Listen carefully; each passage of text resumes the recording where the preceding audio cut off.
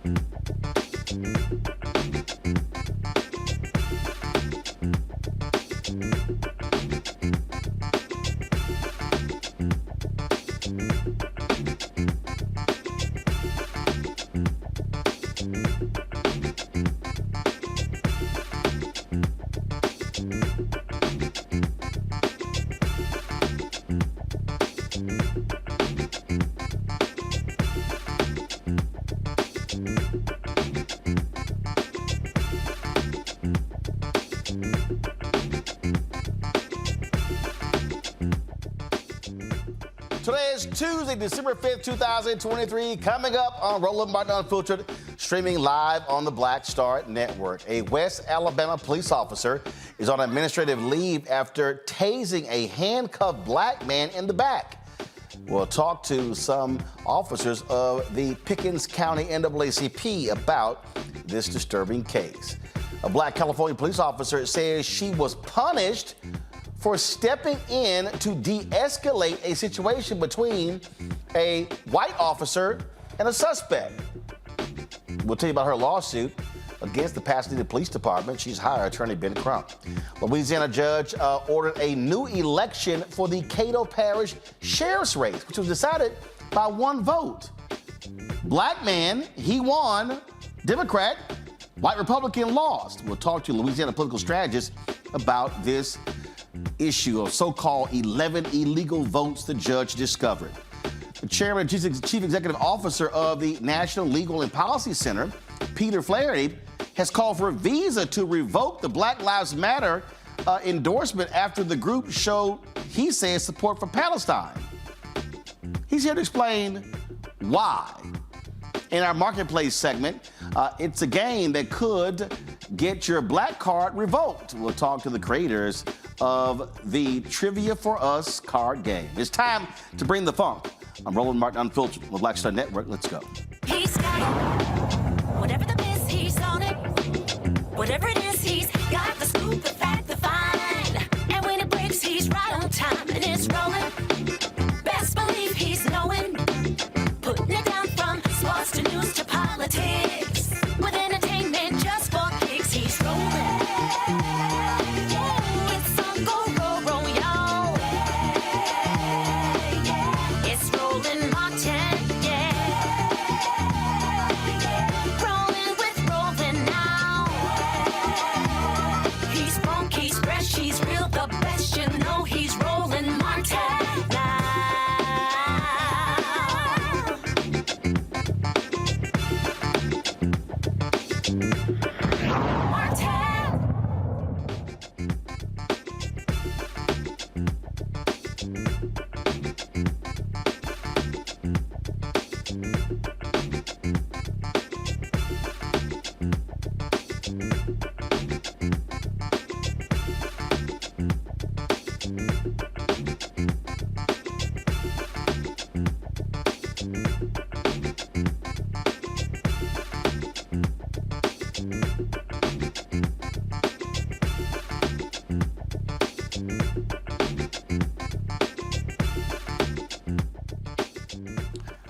A black Pasadena, California police officer, a sister, says she was retaliated against after she stepped in to de-escalate a situation between a fellow officer and a suspect.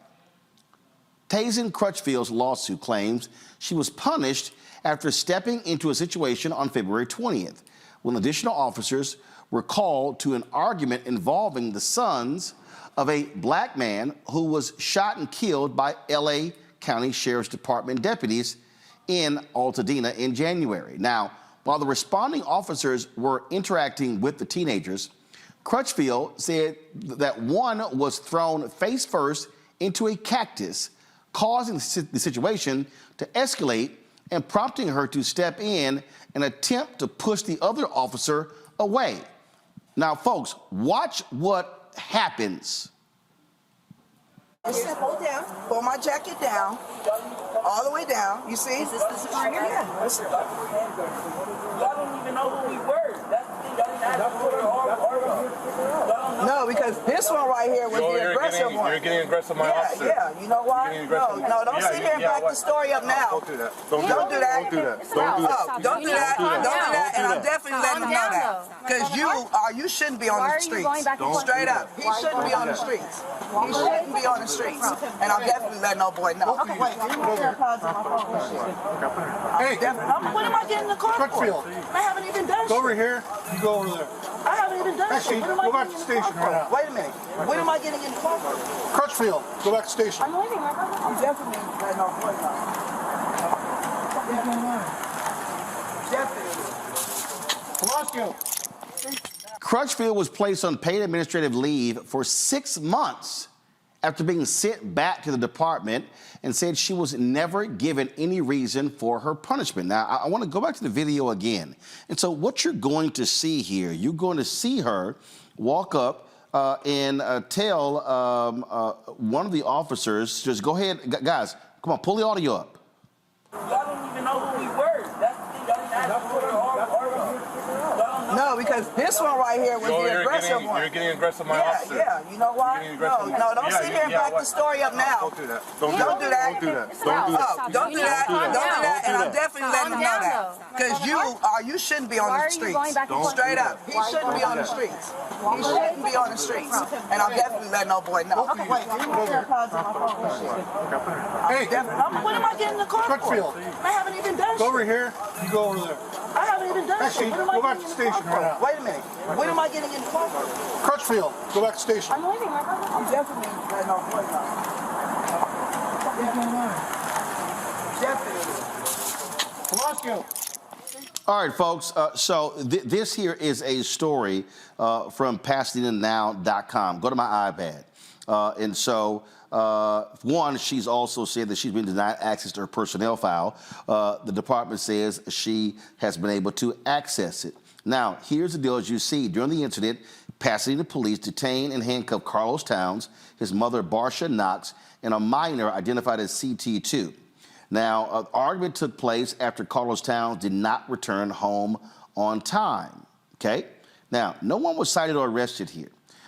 In January, deputies shot and killed Charles Towns after he allegedly stabbed several people with a pair of scissors. Now, during this incident, what you saw there was you saw Crutchfield attempt to move this officer, Ralph Palacios, away from Knox. And then that's when he extended his arm telling her, don't do that. And all of a sudden, you see this white supervisor step in telling her she needs to leave and go back to police headquarters.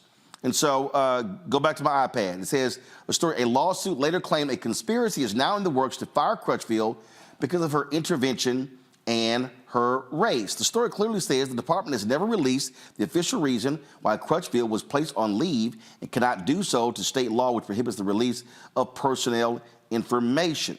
Okay? Lawsuit says she spent months on administrative leave. Brad Gage represents Crutchfield. It says, quote, she then had her probation extended.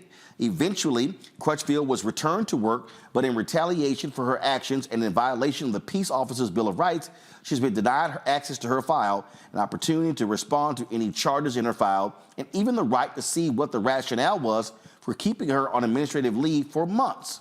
As such, the Peace Officers' Bill of Rights was maliciously violated, allowing for civil penalties and attorney's fees, in addition to economic and non-economic damages and litigation costs.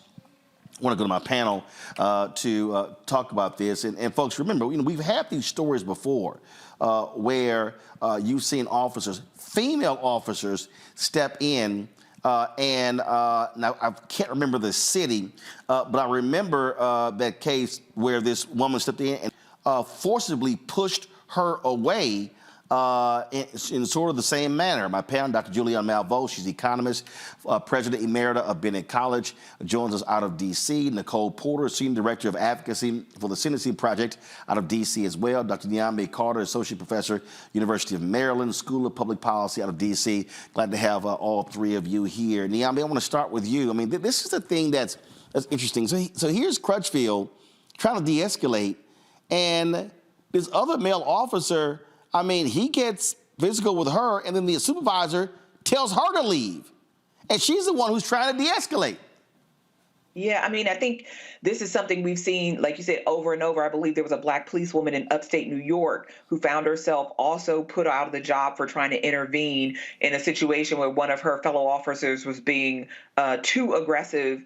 And I think you saw the same thing here, because if you watch that whole video, by the time Officer Crutchfield gets there, I mean, the family, the sons are being detained. The mother is trying to intervene and save her boys. Their father has been killed by the police, which they're trying to explain to them over and over for their hostility and their disinterest, right, in talking to the police. And yet you see this officer seem to antagonize them unnecessarily. And I think what Officer Crutchfield was doing, what many of us do, is you put your hand out and say, you know what, you don't need to do this, right? Like, she's telling them, you don't need to go back and forth with this woman, because it's not doing anything but making the situation more tense, and is escalating something that was a family dispute into something potentially criminal, and everybody walked away. But now Officer Crutchfield is potentially looking at being expelled from the police department for doing what I think many of us would consider to be a good deed for our coworker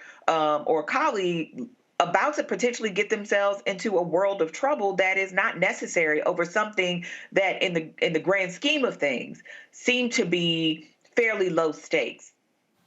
You know, what often happens, and we talk about this a lot here, Julianne, the need to have officers bring the temperature down, but too often we see officers ratchet the temperature up. Well, the officer, the white man who was out of order, he was ratcheting the temperature up. I think Officer Crutchfield, and she's from that community, she knows these people, and she's just saying, just chill for a minute. But we've always rolled on this program, talked about why can't they chill? It's because their egos are sitting there. They're, you know, this guy's going to be, he's all that in a bag of chips. And no, he is. And he was a little bully and a snake.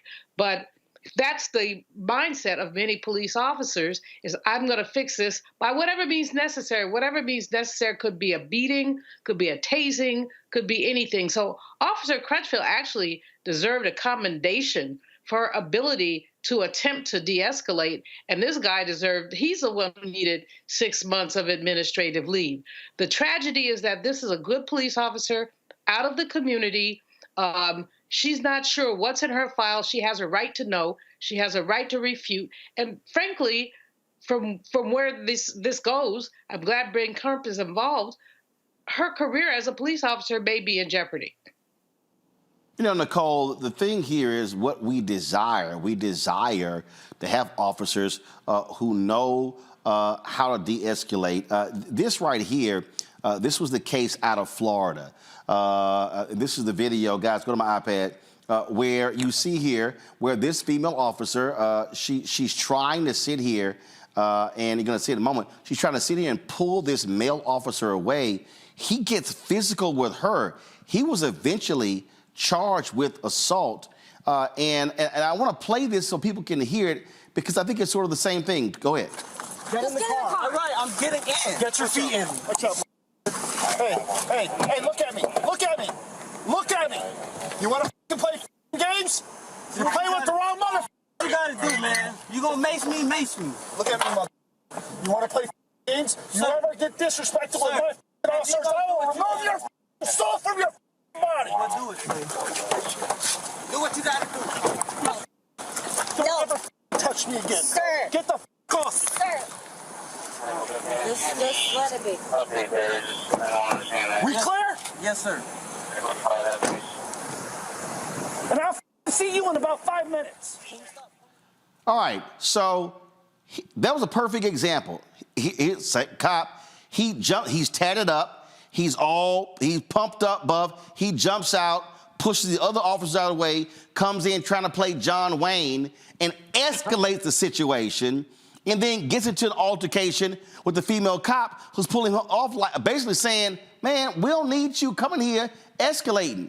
And this is the thing. These male cops, they come in here hyped up, largely white male cops dealing with black suspects, and they want to blow off the women, whether they're black or white.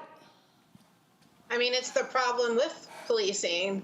And, you know, one of the main solutions is community policing, have people from the community. That can be helpful. But even then, I mean, in the midst of a conflict, in the midst of an arrest where a police officer may be on level 150 and not have the tools or not be capable of using any tools that they've been taught to de-escalate the situation and emotionally regulate themselves, literally people's lives are at risk. And then you have their colleagues in these two cases that we're looking at here, Officer Crutchfield out in California, this Florida case, where women police officers are attempting to help de-escalate the situation. And these are the solutions that are offered when some of these police interactions result in fatal killings, result in people being violently harmed. And yet, even then, when people are attempting to de-escalate, when other law enforcement officers are attempting to de-escalate, the level of violence in the police interaction is still there, still puts people at risk. And now Officer Crutchfield, her career is compromised. So the entire problem, the entire culture of policing in this country is the problem. And there's someone that I want to definitely single out. So go back to the other video, and so watch the supervisor. So I'm explaining to you what he should have done. Go. Get down, all the way down. You see? Is this the supervisor? Yeah. Y'all don't even know who we were. That's the thing. Y'all didn't ask for it. No, because this one right here was the aggressive one. You're getting aggressive, my officer. Yeah, you know why? No, don't sit here and back the story up now. Don't do that. Don't do that. Don't do that. Don't do that. Don't do that. And I'm definitely letting them know that. Because you shouldn't be on the streets. Straight up. He shouldn't be on the streets. He shouldn't be on the streets. And I'm definitely letting no boy know. Hey, what am I getting in the car for? Crutchfield. I haven't even done shit. Go over here. You go over there. I haven't even done Actually, shit. What am I go back getting to the in the station car right for? now. Wait a minute. What am I getting in the car for? Crutchfield, go back to the station. I'm waiting. I'm definitely letting no boy know. So here's what I want to know. So the supervisor comes over. He tells police, so you stand over there, Crutchfield, you go over here. Then he says, go back to the station. Okay, well, what's his assessment of what took place here, Niambi? Again, you would think when a supervisor comes on the scene, their job is to de-escalate. Well, I mean, you would think that, but it seems like in this particular case, the bigger issue wasn't so much that she was de-escalating, but that she had the nerve to sort of reprimand a man, a white man in particular, in front of other people, other officers, and of course this family that they were accosting, for lack of a better word. And I think, you know, here when you talk about a supervisor and what their role is, we assume that people who have these supervisory positions are more responsible, but people fail upward all the time. You know this, Roland. We all know this in our various professions. And I think here you have a supervisor who was pretty ineffectual, because if this was a good supervisor, he would have stepped in and said, do not continue to go back and forth with this woman. Let the other officers move her out of the place or out of the way so that we can have a conversation and sort this out. Your sort of antagonism is not needed. That should have been his position. It shouldn't have took a fellow officer to walk into something that was clearly getting heated unnecessarily,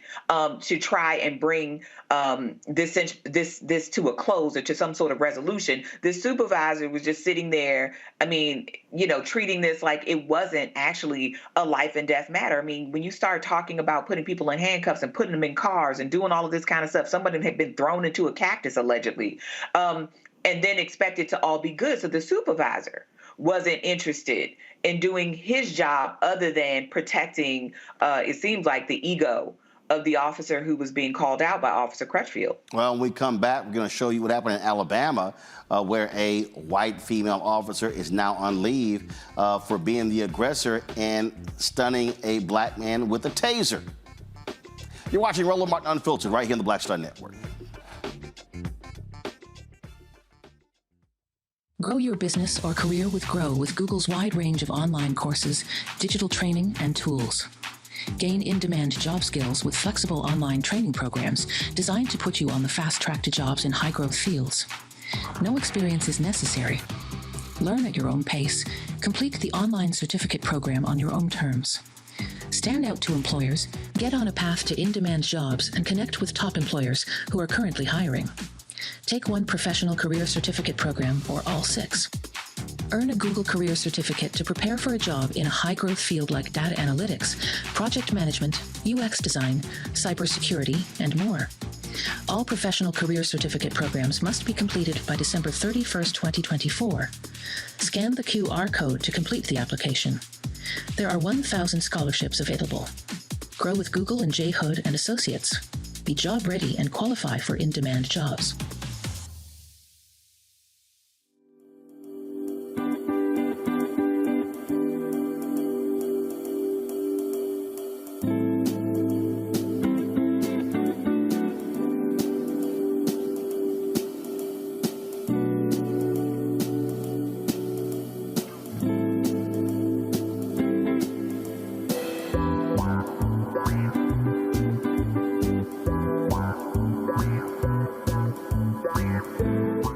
What's up, everybody? It's your girl, Latasha from the A. And you're watching Roland Martin Unfiltered.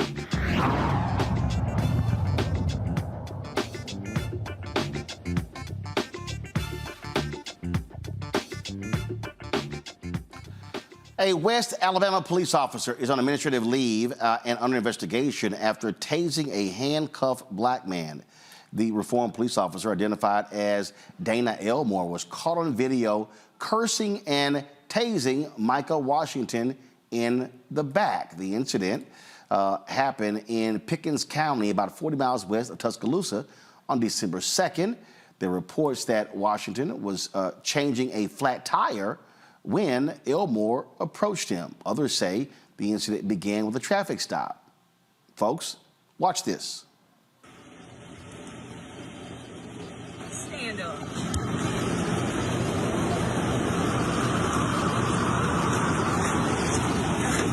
Right there on the front of the car. Stay. I ain't doing shit, bro. I got gun right there. I'm not doing that. Oh, yeah. I'm saying what you saying, oh, yeah, fuck. I'm not, oh, my God. Fuck up. Okay, down, oh, my fuck. Oh, my God.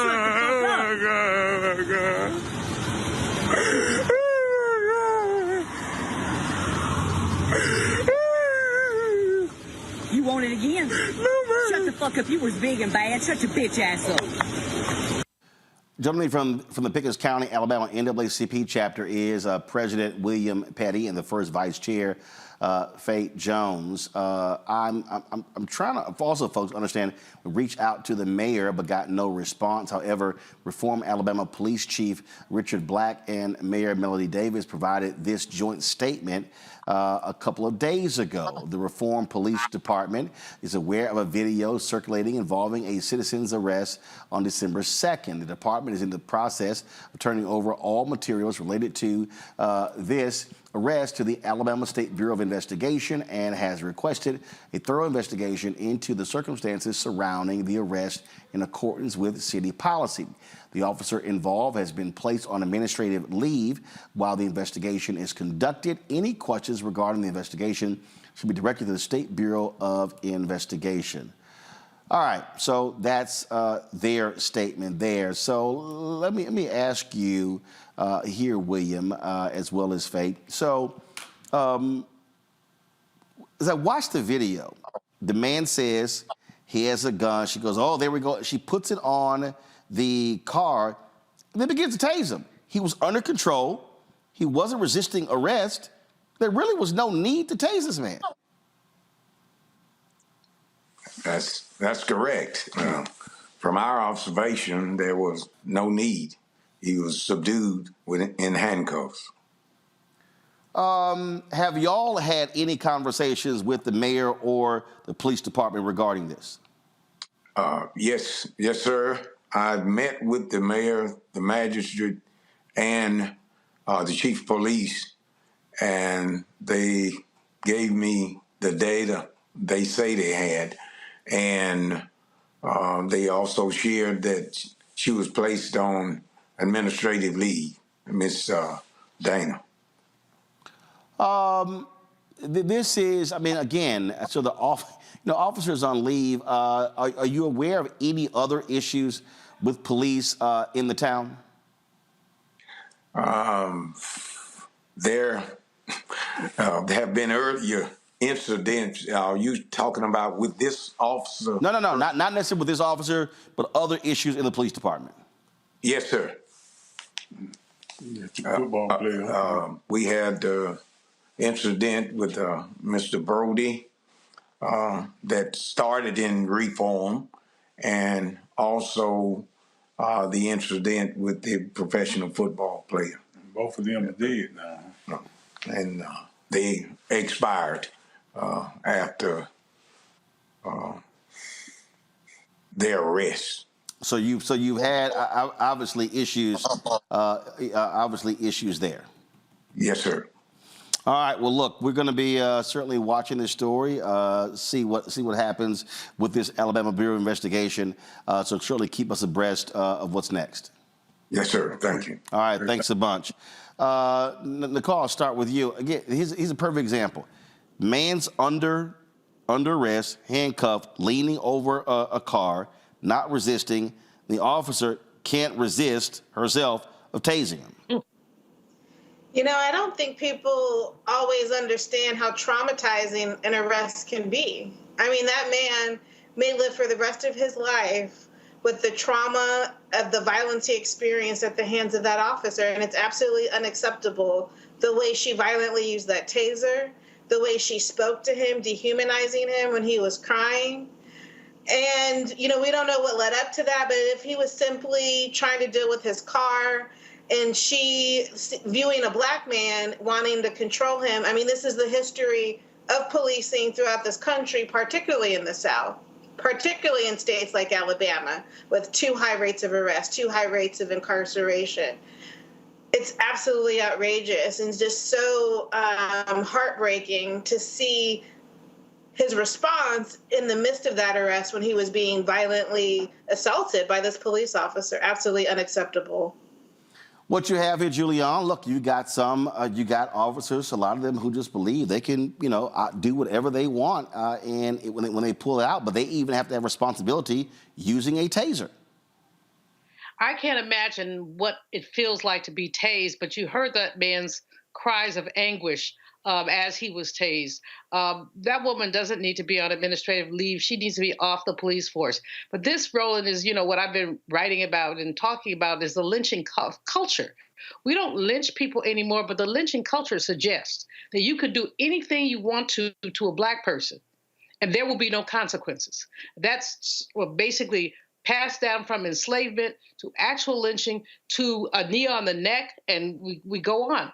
There was no need, as Nicole has said, there was no need whatsoever. This man was fairly docile. She said, bend over on the car. He bent over on the car. He told her he had a gun. He was completely compliant, and all that was about was her ego. And one of the things that I, have to say when we see some of this is that, we think that diversifying police forces is going to make a big difference. But white women are the mothers, daughters, sisters, and wives of the white men who think they can do whatever they want to black people. And that woman's horrible behavior. I mean, she was hostile. She was aggressive. She used profanity. She does not belong in the police force. But more than that, those folks who say they are feminists, and I'm one, need to look askance at some of these white women who basically take on the roles and attitudes of the white men who oppress us. But Niambi, you also have black cops who operate the same way. We know, of course, with Tyree Nichols in Memphis, and this is what happens when it comes to the blue. They got their badge and a gun, and again, we expect officers to also act in accordance with department policy. Well, unfortunately, though, department policy seems to be violence against black people. And I think this is what my colleagues are talking about. It's not necessarily a race question, although we've seen some examples of good officers, good black officers like Officer Crutchfield. But when people feel that they can do things with impunity, the disrespect and disregard of Black humanity, it becomes a lot easier to beat people, to abuse people, to verbally abuse people, to tase people. And so, you know, on the one hand, people might say, oh, this is non-lethal. And this officer, quite frankly, looked like she derived a good deal of pleasure from inflicting pain on this man who was doing nothing other than complying with every request that she had, including telling her about a weapon and all of these things. I mean, there is nothing that we can do. There's no policy that would fix that. But what we can do is make sure we do not just a better job of screening officers and potential officers, but also rooting those people out where they exist. And this is the officer that needs to be the kind of example of what you don't do. This is the kind of officer that deserves to be put on administrative leave. This is the kind of officer that needs to be relieved of their duties, because God knows what would have happened if there was even the slightest hint of resistance from this man or any other citizen she comes into contact with. And I think that's the larger sort of issue here, is that we are not treated like citizens. We are not given the benefit of the doubt. There is no sense that you need to respect Black people or Black life.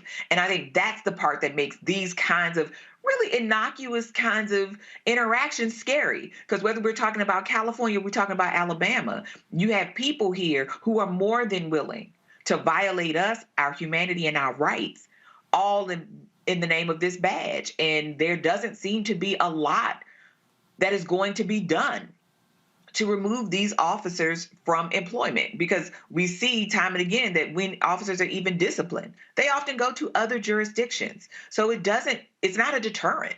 And that is something that is really wrong with the culture. All right, then. Hold tight 1 second.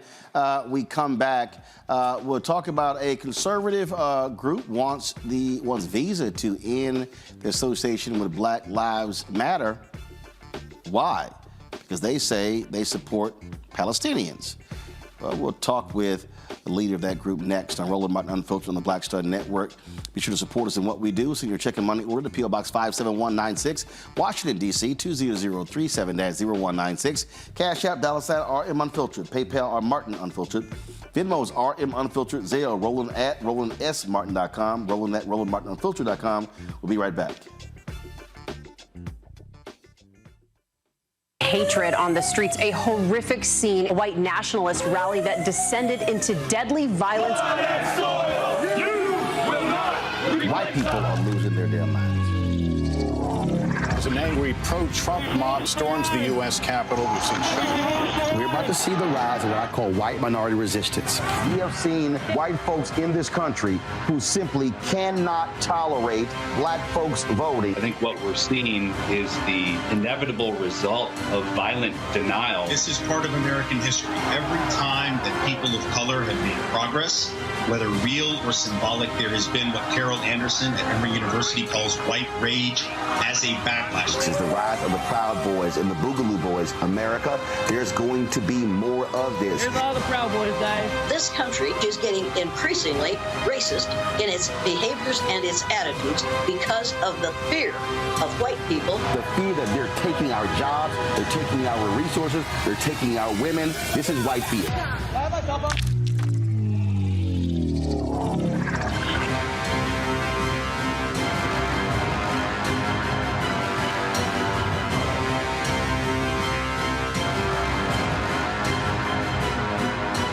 What's up? It's Sammy Roman. Hey, it's John Murray, the executive producer of the new Sherry Shepherd Talk Show. It's me, Sherry Shepherd, and you know what you're watching, Roland Martin Unfiltered.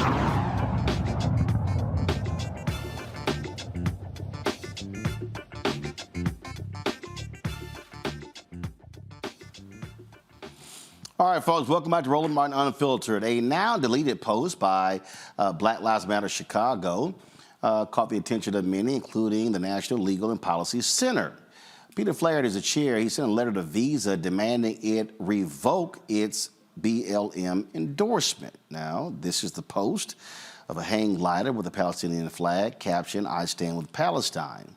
Hang gliders were used in the attack against Israel. BLM later apologized and removed that, but Peter Flaherty still wants Visa to revoke their endorsement. He joins us now from Falls Church, Virginia.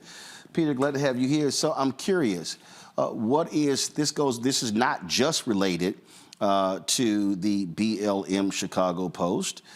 You have criticized other corporations for their support of Black Lives Matter. Why? Well, that's correct. And of course, the paraglider post was taken down, but that was after 30 million people saw it. Roland, this isn't just something we cooked up in the wake of October 7th. We have a long history of being critical of Black Lives Matter. We exposed the fact that Patrice Cullors owned 4 pieces of real estate and was enriching her family with all these inside deals. And of course, she had to resign from the movement. When it comes to Visa, Inc., we were at the annual meeting earlier this year. We had a number of items we raised, and one of them was Visa's endorsement of Black Lives Matter. So we've been critical of this before, during, and after October 7th. The question, why? You talked about, first of all, Patricia Cullors. You talked about what she was involved with. First of all, she also publicly talked about money that she as an individual has earned as opposed to the entity. There was an audit that was actually done after she actually left. And so when you say that she was commingling, things along those lines, they actually talked about that. But again, why specifically do you have a problem with Black Lives Matter, the movement? Well, just before we leave Patrice Cullors, we filed a complaint with the IRS against the organization, and we did not allege that Ms. Cullors misappropriated funds. We alleged that there were inside deals, like paying her brother over $100,000 for security services, which violated IRS regulations regarding inside dealing. But to cut to the chase on BLM, we believe that big companies like Visa and Coca-Cola should not get involved in controversial public policy issues because they have customers and shareholders and employees on both sides.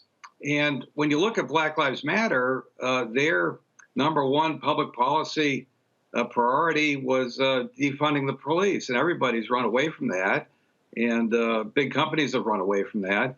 It seems like, they tried it and it didn't work in a lot of places. But Visa hangs in there. This endorsement of BLM stays on their website, and we've asked the chairman of Visa, Al Kelly, who wrote it, to take it down.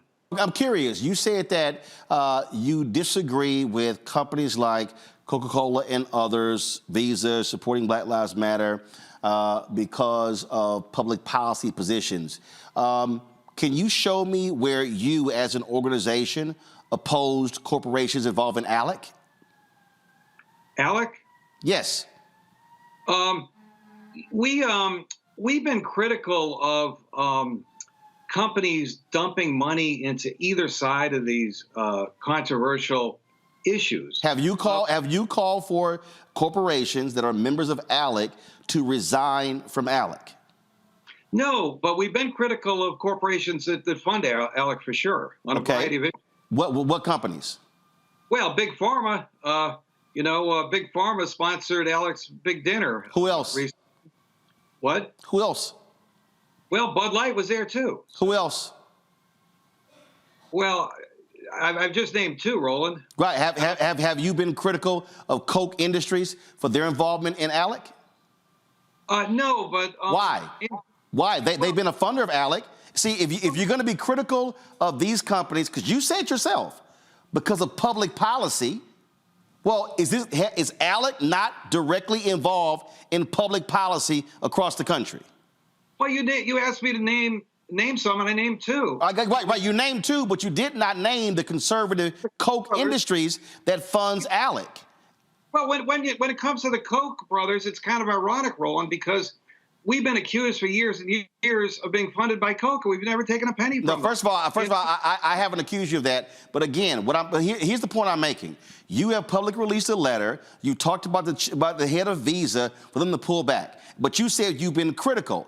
You said Big Pharma, have you released any letters to Big Pharma, Pfizer, any of those companies demanding that they resign from ALEC?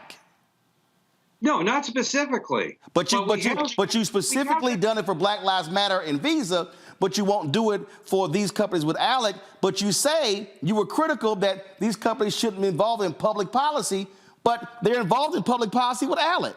Isn't that the same? Well, I'll say it again. We believe that big companies should stay out of these issues, and the more controversial, the more reason to stay out. But Peter, I'm very clear though. I received an email from you regarding Visa and Black Lives Matter, and it details what you've done. The demands that you are making of Visa regarding Black Lives Matter are not the same demands that you have made of corporations involved in Alec, and I wonder why. Well, I don't think there's a moral equivalency between Black Lives Matter and Alec. Alec's kind of boring, really. No, they're not. No, they're not. Alec has been responsible for the stand your ground laws across the country.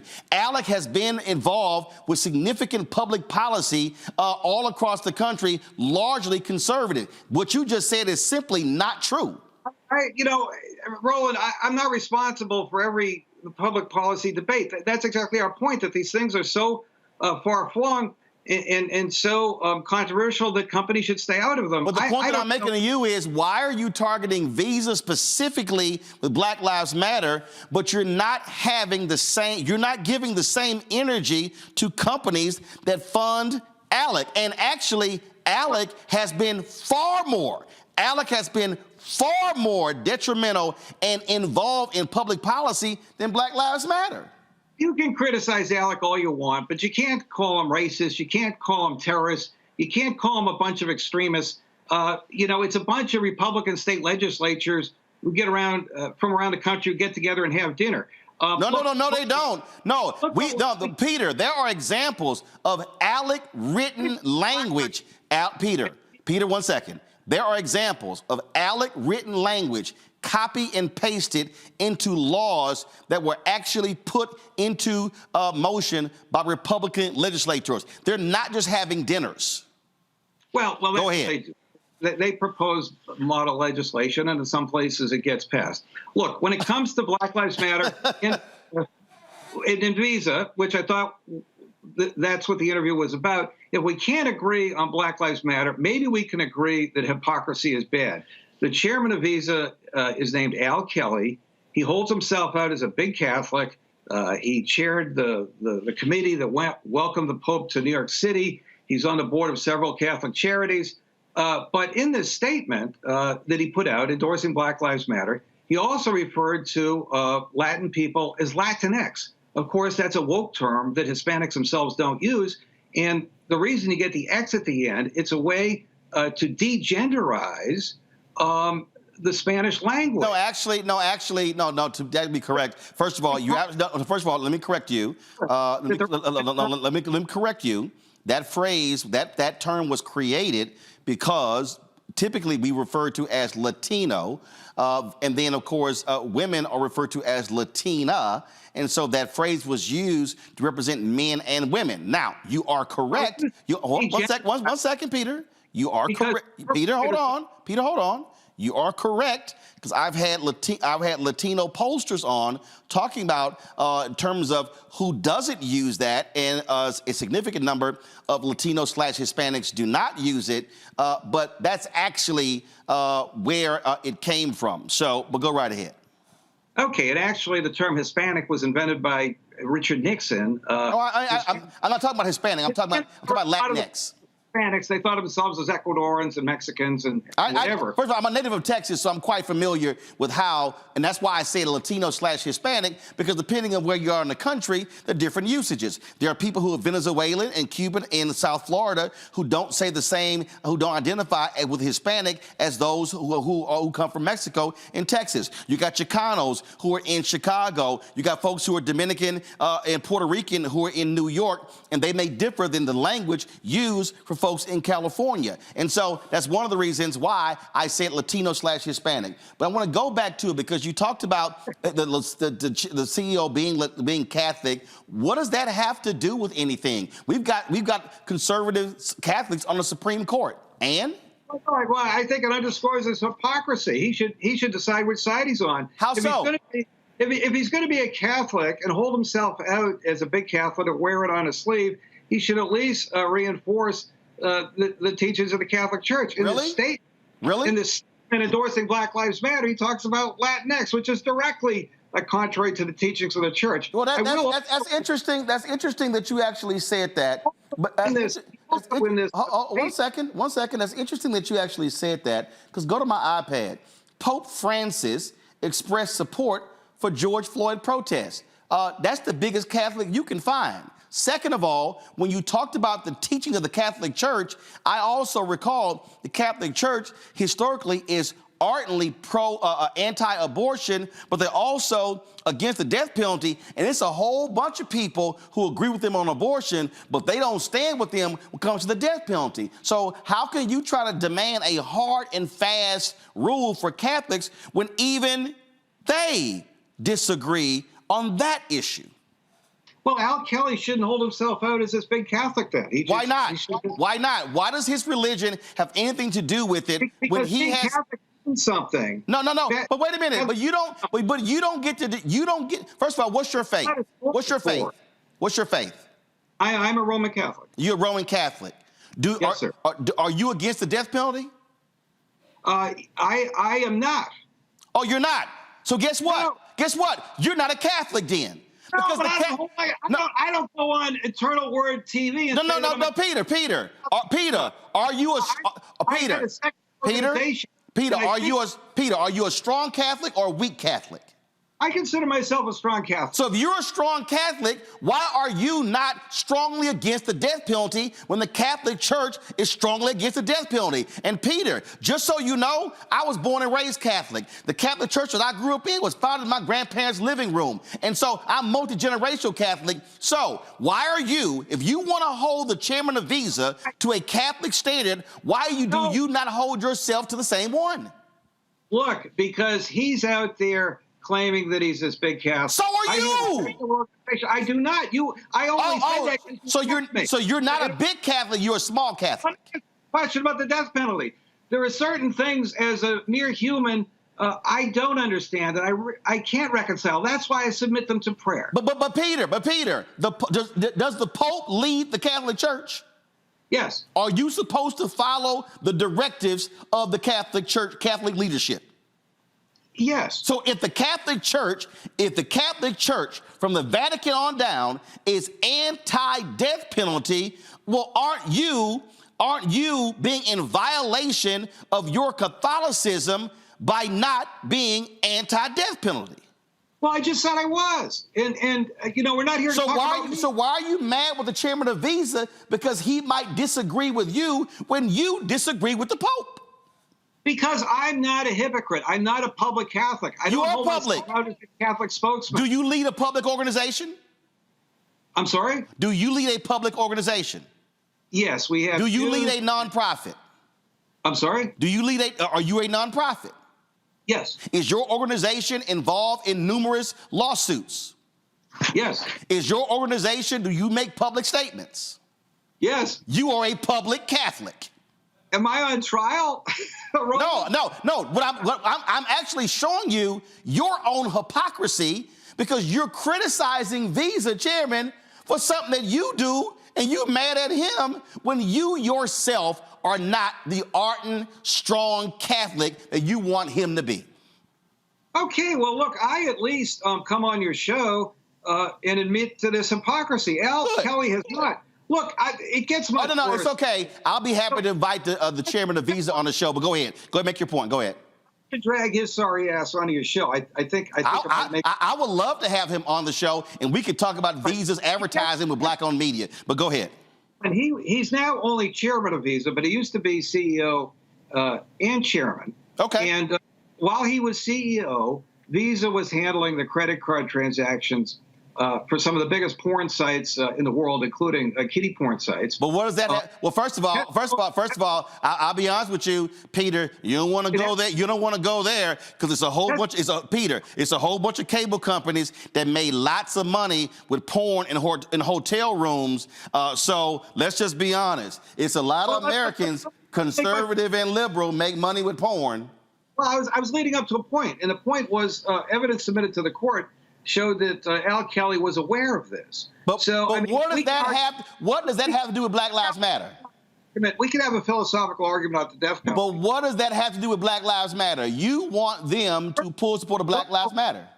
Case of them, like knowingly profiting from porn, that I think a public Catholic like Al Kelly has an added burden to face the accusations that I'm making now of hypocrisy. Why didn't you get him on the show? I'm utterly confused how you are talking about the chairman of Visa and Catholicism and porn, and your problem is Black Lives Matter, and you still have not actually answered my question. What is your... No, Peter, I'm gonna let you in. What is your... Peter, what is your fundamental problem with Black Lives Matter in 2023? You got to be careful because there's more than one Black Lives Matter. Oh, no. First of all, I'm fully aware because I've had all of them on the show. I understand the difference between Black Lives Matter Grassroots, Black Lives Matter Network. I understand that because I've actually interviewed all of them. Yes, of course. And the Black Lives Matter Grassroots people have taken great interest in what we have done in exposing the corruption within the Black Lives Matter Global Network Foundation. But let's look at Black Lives Matter, what happened in the wake of October 7th. You had the Chicago paragliding post that you've already put up there. The national BLM grassroots organization put out a statement of solidarity with Palestine. Black Lives Matter. Are you saying they can't do that? No, but I can be critical of it. Okay, no, I'm just saying that them putting that statement out, is that illegal? No, it's certainly ill-advised. And let me ask you a question. Peter. I'm asking Peter. Simple question. Peter. Simple question. If Black Lives Matter Grassroots had put out a statement in support of Israel, would you have a problem with that? No. So the real issue is not that they put a statement out. The problem is you don't like them standing with Palestinians, but you would have no problem with them if they were supporting Israel. Okay, go ahead with your statement. Go ahead. Correct. And Black Lives Matter Global Network Foundation did not put out anything on the what happened on October. Because they're two separate groups. They're two separate groups. Yeah, I know. I'm trying to lay that out, to be fair, okay? No, my audience already knows because I've already laid it out. I've laid it out for the last 2 years, but go ahead. You know these people. Most people in the conservative movement don't know these people. Well, first of all, most conservative people don't know a lot of black people, so it's no surprise they don't know anything about Black Lives Matter. Roland, you're looking at me like I'm some kind of white guy. No, I'm not. Right? No, I'm not. No, what I'm saying, Peter, is here's what I'm saying. You're targeting Peter. You're targeting Visa, but I still need to know. Okay, they released a statement. Peter. So much to defend myself. Peter. It's all good. They released a statement supporting Palestinians. What else? That's enough, isn't it? No, wait a minute. That's it. Hold up, that's it. But what happened on October 7th? Hold up, that's it? That's it? You think that reaction was a little unusual or condemnable? I'm sorry. So you're telling me that you're making this big brouhaha because Black Lives Matter Grassroots released a statement saying they were standing with Palestinians, and you think that's why Visa should not be involved with them whatsoever. That's it? Correct. It's enough. No, it's not. That's pretty weak, Peter. I mean, it's pretty weak. Well, I'll tell you what's weak. I think your personal attacks on me are pretty weak. And no, Peter, wait a minute, Peter. You attack Peter. He had 8 kids, right? But he also had hundreds of black kids. My dad was a basketball coach at public schools, at inner city schools in Massachusetts for 30 years. The Catholic schools grabbed all the good players. He was left with the rest. They were runners-up in the state twice. And when you're a basketball coach's son, what you do on Saturday morning? You go to basketball practice with your dad. And my dad was a goddamn saint. And Peter, now you're mad at the Catholic schools took the best players? A lot of these guys did not have fathers. My dad kept them in school. My dad was responsible for kids going to college who otherwise wouldn't. Peter, that has nothing to do with Black Lives Matter. No, it does, because you're looking at me like I'm a white guy. No, I'm not. No, actually, Peter. No, Peter. No, I'm not.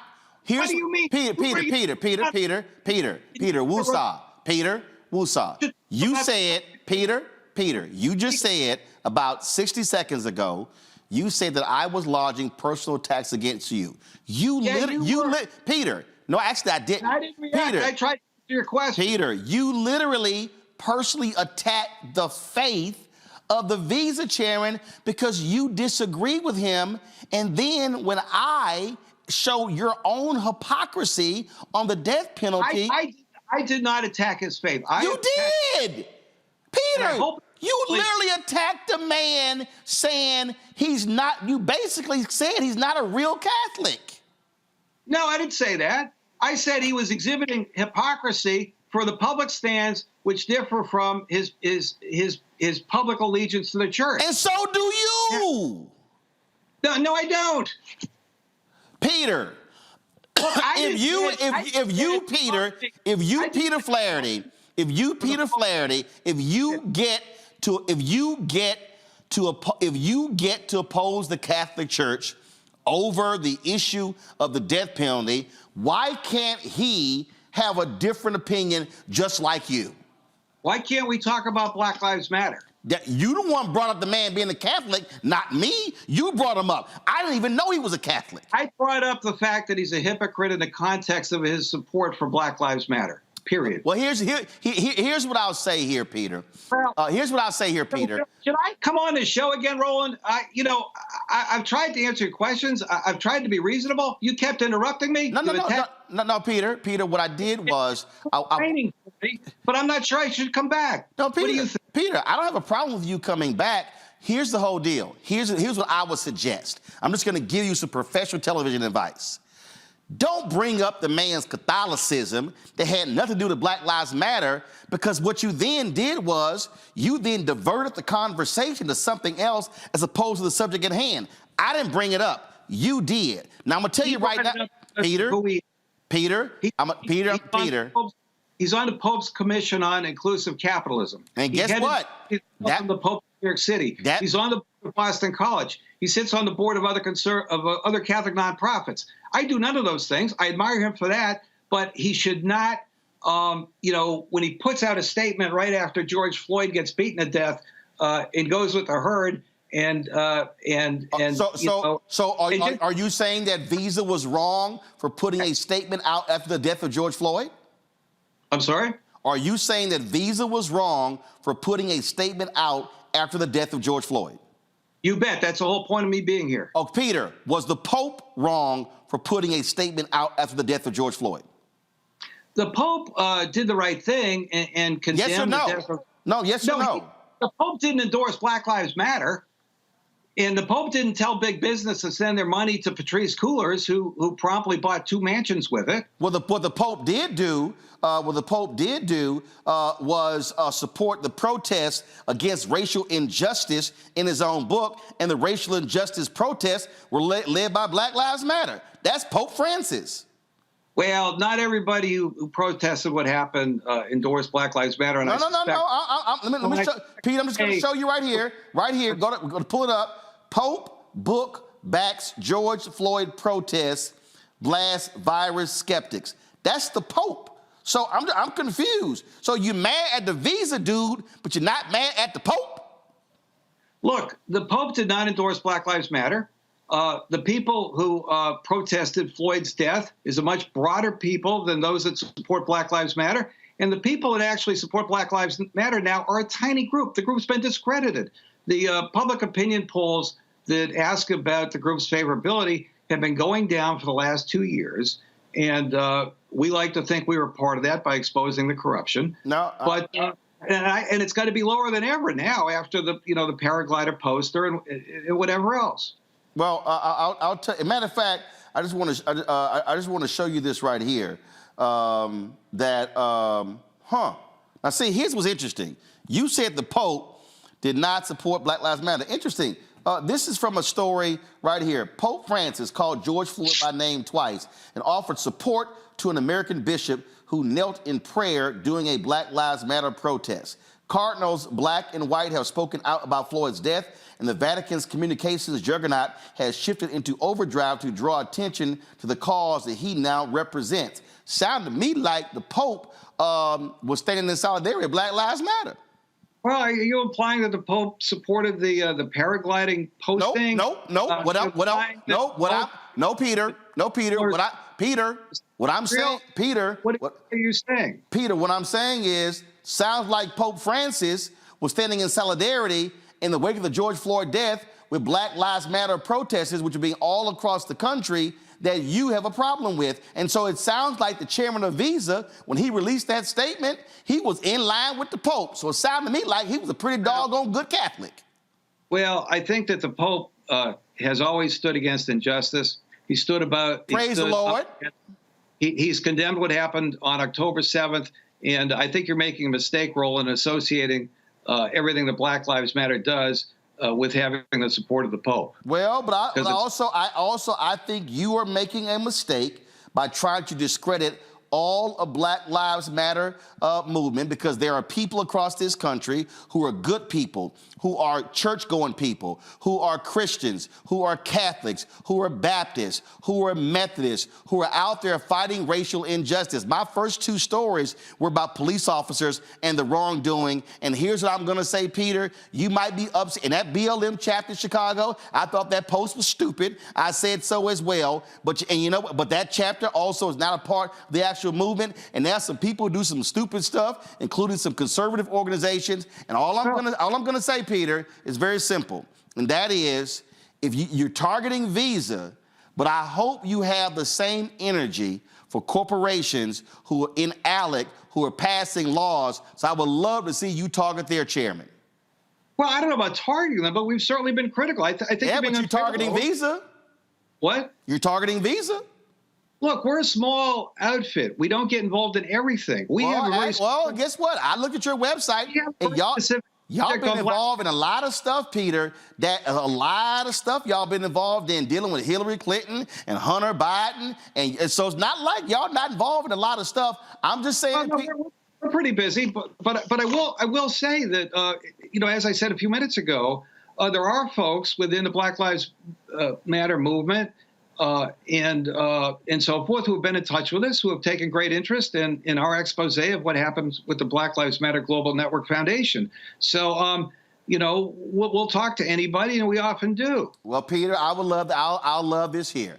I would love it, and guess what? If you, Peter Flaherty, decides to be highly critical and target the companies that are standing behind ALEC, you're more than welcome to come back on, because we've been critical of ALEC as well. Well, I don't know. Roland, have I been a good sport or not? No, you've been great. You've been great. I've never had an interview like this, to tell you the truth. Well, here's why, Peter. Peter, here's why. Because what I do, I actually do my research, and I'm willing to ask the questions. And maybe some of the other places you've gone, they used to do softballs. I played baseball growing up. I didn't play softball. I played hardball. Okay. All right. Well, enjoy the rest of your evening. All right, Peter, take care. Appreciate you coming on. Okay. All right, folks, got to go pay some bills. I'll be right back. Roland Martin Unfiltered on the Black Star Network. When you talk about blackness and what happens in black culture, we're about covering these things that matter to us, speaking to our issues and concerns. This is a genuine people-powered movement. There's a lot of stuff that we're not getting. You get it, and you spread the word. We wish to plead our own cause. Too long have others spoken for us. We cannot tell our own story if we can't pay for it. This is about covering us. Invest in black-owned media. Your dollars matter. We don't have to keep asking them to cover our stuff. So please support us in what we do, folks. We want to hit 2,000 people, $50 this month, raise $100,000. We're behind 100,000, so we want to hit that. Y'all money makes this possible. Check some money orders. Go to P.O. Box 57196, Washington, D.C. 20037-0196. The Cash App is $RM Unfiltered. PayPal is R Martin Unfiltered. Venmo is RM Unfiltered. Zelle is roland@rolandsmartin.com.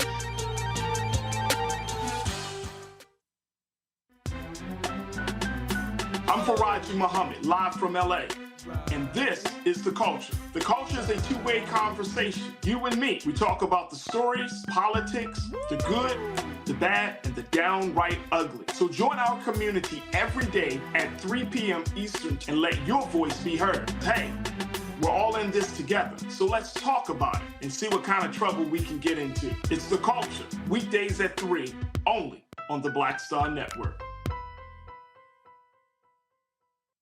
My name is Lena Charles, and I'm from Opelousas, Louisiana.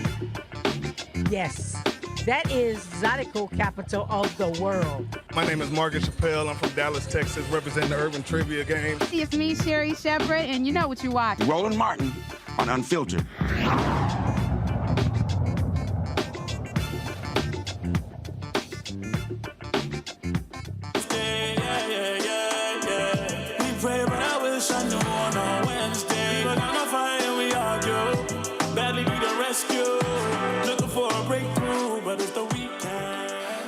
That song is called Sunday by my frat brother Lucid. It's #1 UCID. Check him out on Apple Music. All right, I got to go to my panel. I know I got the Louisiana story. I'm coming to that, but I got to go to the panel to Niambi, Nicole, and Julian. And why do people try me, Julian? Because they set themselves up for a butt kicking.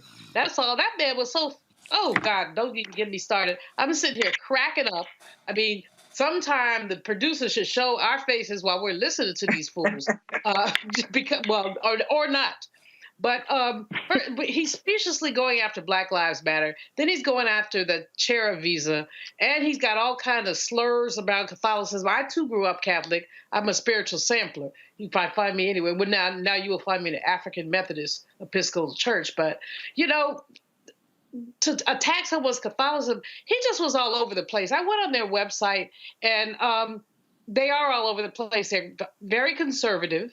We wouldn't necessarily call them racist, but they are very conservative. And they going after Black Lives Matter. Why not go after the Boogaloo Boys? You know, why not go there's a whole. If you really are talking about justice, there's a whole lot. Why not go after the Orange Man? This guy, he's unhinged, and he clearly was. What I have to give him props for this. He kept a smile on his face. Right. I mean, Nicole, I was smiling too. But here's the deal, and listen. I have been in media since I was 14 years old. Okay, I'm good at this shit. Okay, here's the first rule. The first rule. This is no different than when you're on a stand in the courtroom, okay? You don't introduce another argument that then allows somebody like me to latch on to that argument and then twist that knife into you because he was the one who brought up the man being Catholic. Then he called him a hypocrite. So I knew, I don't know Peter, I ain't never met Peter, but I knew Peter likely didn't support, wasn't against the death penalty. And so the moment he called that man a hypocrite, I knew I had his ass. And then, boom, it was on like Donkey Kong. And to everybody watching, never make that mistake with a professional debater, because we're going to sit here and go from here to over here and going to wear your ass out on that point. Right. You had him in a trap, and he got caught. And, yeah, I mean, he wasn't ready for this. He wasn't ready for you. And it just shows how he is all over the place. But it's easy to attack Black Lives Matter. And folks like him, I don't know, I think it is kind of racist to intentionally choose Black Lives Matter as a point to make a name for yourself and to get in the news and to be invited on shows. Easy targets, problematic. And white folks, white men have been doing that since the beginning of this country. See, again, Niambi, oh my God. I need everybody to understand, okay? I need everybody to understand, ain't my first rodeo. I actually listen to what people say. And the moment that man, Peter, nice guy, Peter, you can come back. I mean, you come back, Peter. But I'm just trying to help you out, Peter, as a professional. When the man criticized Visa and companies for taking public policy positions, boom, I hit him with Alec. And we've been critical. You've spoken, but have you targeted? Boom, right there. I knew I had him. And again, you don't bring up stuff that you don't do for everybody else. Well, I mean, I think the point of it, right at the end of it all, is that underneath whatever this critique is, it's not about being ideologically consistent. It's not about being intellectually genuine. It's about a dislike for Black Lives Matter and other things. And even when he used the language of a woke term like Latinx, which is trying to be inclusive, and sure, there might be issues with the term, but even that characterization, I think, tilted his hand. And it isn't so much about the argument he was making or not making. It's sort of what doesn't get said. And what's not being said is I'm going after, or we're going after, Black Lives Matter or Visa because we don't like Black Lives Matter. Even calling out Patricia Cullors by name as if Patricia Cullors is the entirety of Black Lives Matter and trying to raise all of these objections when it's really not about Black Lives Matter. It's not about Visa. It's about the fact that you don't like what that organization stands for. So this particular meme or GIF or whatever they shared might have been the provocation. And I think there's lots to see that was wrong with that. However, this was a long-standing, long-simmering dislike of Black Lives Matter and their corporate partners. And to your point, it's not about keeping corporations out of politics, because if that was the case, you would do this across the board. So it wouldn't. You'd be against Citizens United.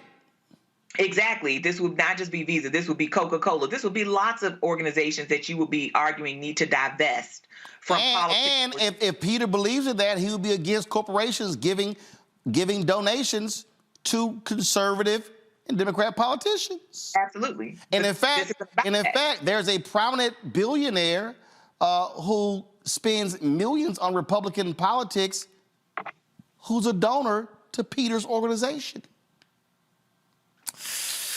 All I'm saying, y'all, I gotta go to a break. All I'm saying is, listen, if you're gonna come on here, just one more, Peter. And Peter, you're a nice guy. I really do appreciate you coming on, because a lot of conservatives are scared to death because they don't want to stay in the heat.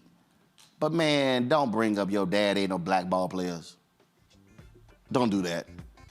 Don't do that. That ain't no get out of the hood free card, okay? That ain't gonna cause me to go all of a sudden, oh my goodness, I'm not gonna hold you accountable. Nah, that don't work, Peter.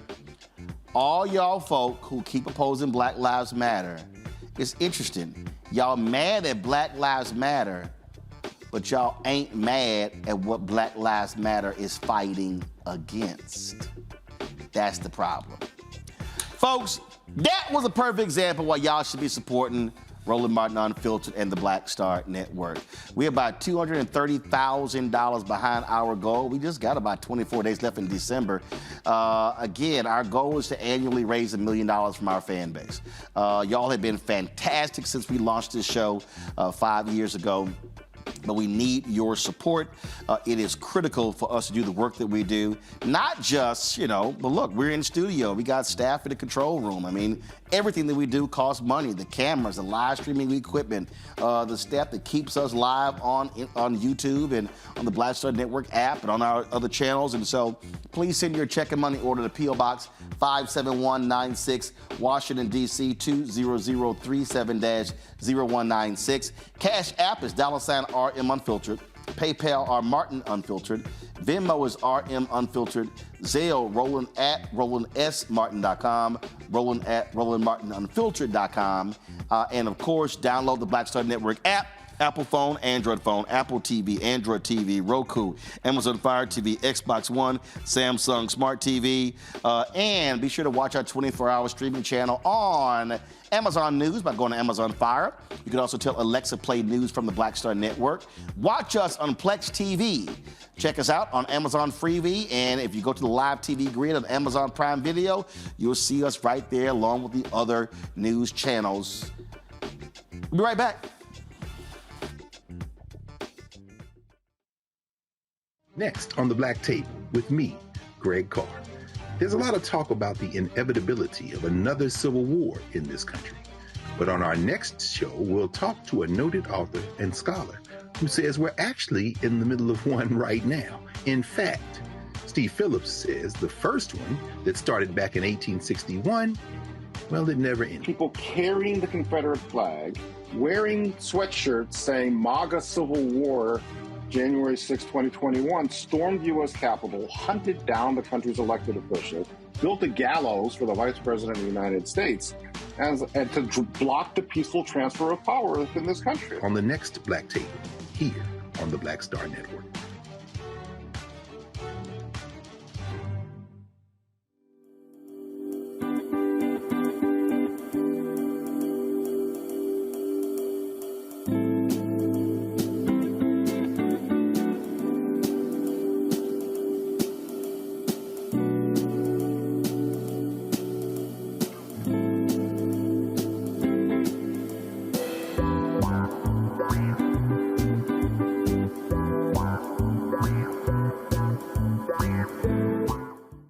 I'm Kim Coles. Hey, I'm Donnie Simpson. Yo, it's your man Deion Cole from Blackish, and you watch Roland Martin, Unfiltered.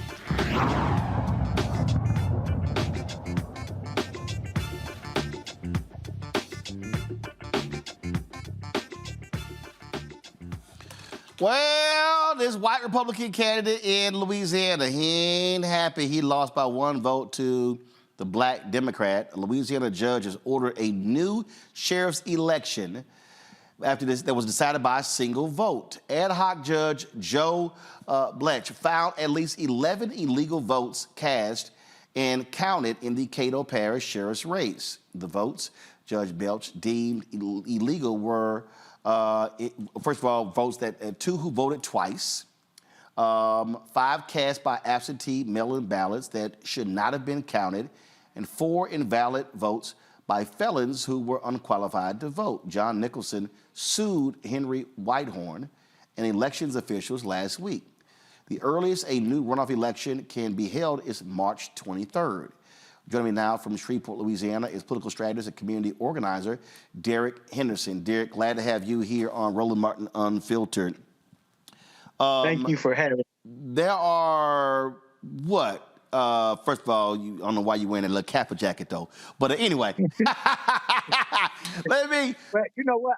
I want to say, first of all, thank you for having me, and happy Founders Day to all the brothers of Alpha Phi Alpha. We know that they had to have a prototype before they perfected the model, so I'm not mad at y'all. I want you guys to enjoy your day and to know that J5 is on the way, and that's when we'll show you all how to do it. Well, keep in mind, without Alpha, y'all just Kappa Psi. You need our name in your name. All right. So that's right. See, you're right. See, you ain't got no comeback for that one. All right, here we go. Okay, here's what I'm trying to understand here. Okay. Judge makes this decision going through. Now, there are, if I'm correct, 63 sheriffs in Louisiana. He would be the only black sheriff in the whole state, right? That is correct.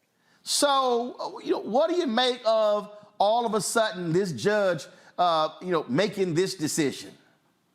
So first of all, we have to understand that Henry Whitehorn is probably the most qualified, well, not even probably, the most qualified person in the history, the 185-year history of Caddo Parish, Louisiana, to seek the office of sheriff. He's served as the head of the local, state, and federal police, Homeland Security. He has the acumen, certainly, but also the experience and the temperament to govern and to be the sheriff of Caddo Parish. So he's well qualified, he's well versed, and I think that he's shown throughout this this process to be professional and someone that we all can be proud of, black, white, Democrat, or Republican, and he's carried his himself in a professional manner. And I do believe that had the tides had been different, or the outcome had been different, that Chief Whitehorn would have honored the process, the legal and recognized process that we have in place for recounting elections. And we would have been working to move forward and transition in the new administration. Now, is this considered a blue county or is it a red county? So Caddo Parish is a blue parish. Shreveport, the city of Shreveport, is the parish seat, and it's the largest population center. So the city of Shreveport, by far and large, is a blue city, and therefore causes the parish to be a blue parish. So, what are black folks there saying? First of all, in Caddo Parish, have you ever had a black sheriff before? So, no. To answer your question, no. So not only is he the most uniquely qualified in all of the United States because of his experience, but in the 185-year history of the parish, he is the first African-American, but even beyond in Orleans Parish, and as I think about it, has a black sheriff.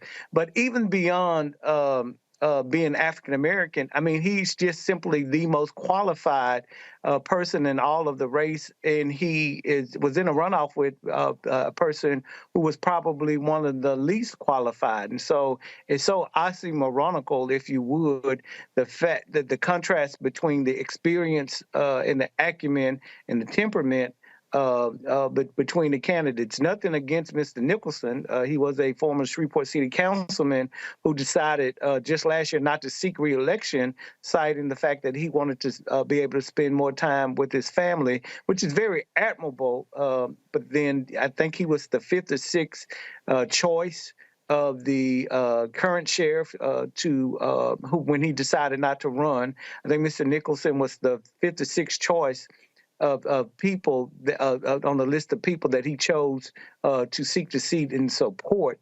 And so it says a lot, in itself, just the circumstances surrounding the candidacy.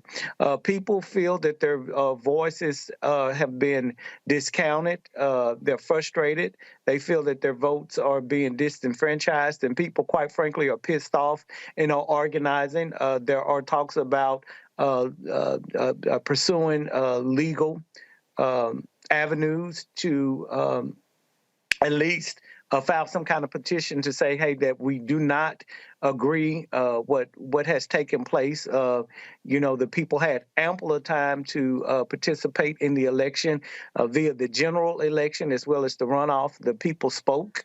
There was a recount. There was some irregularities, and those things need to be addressed in a separate manner with the registered voters office, the clerk of court.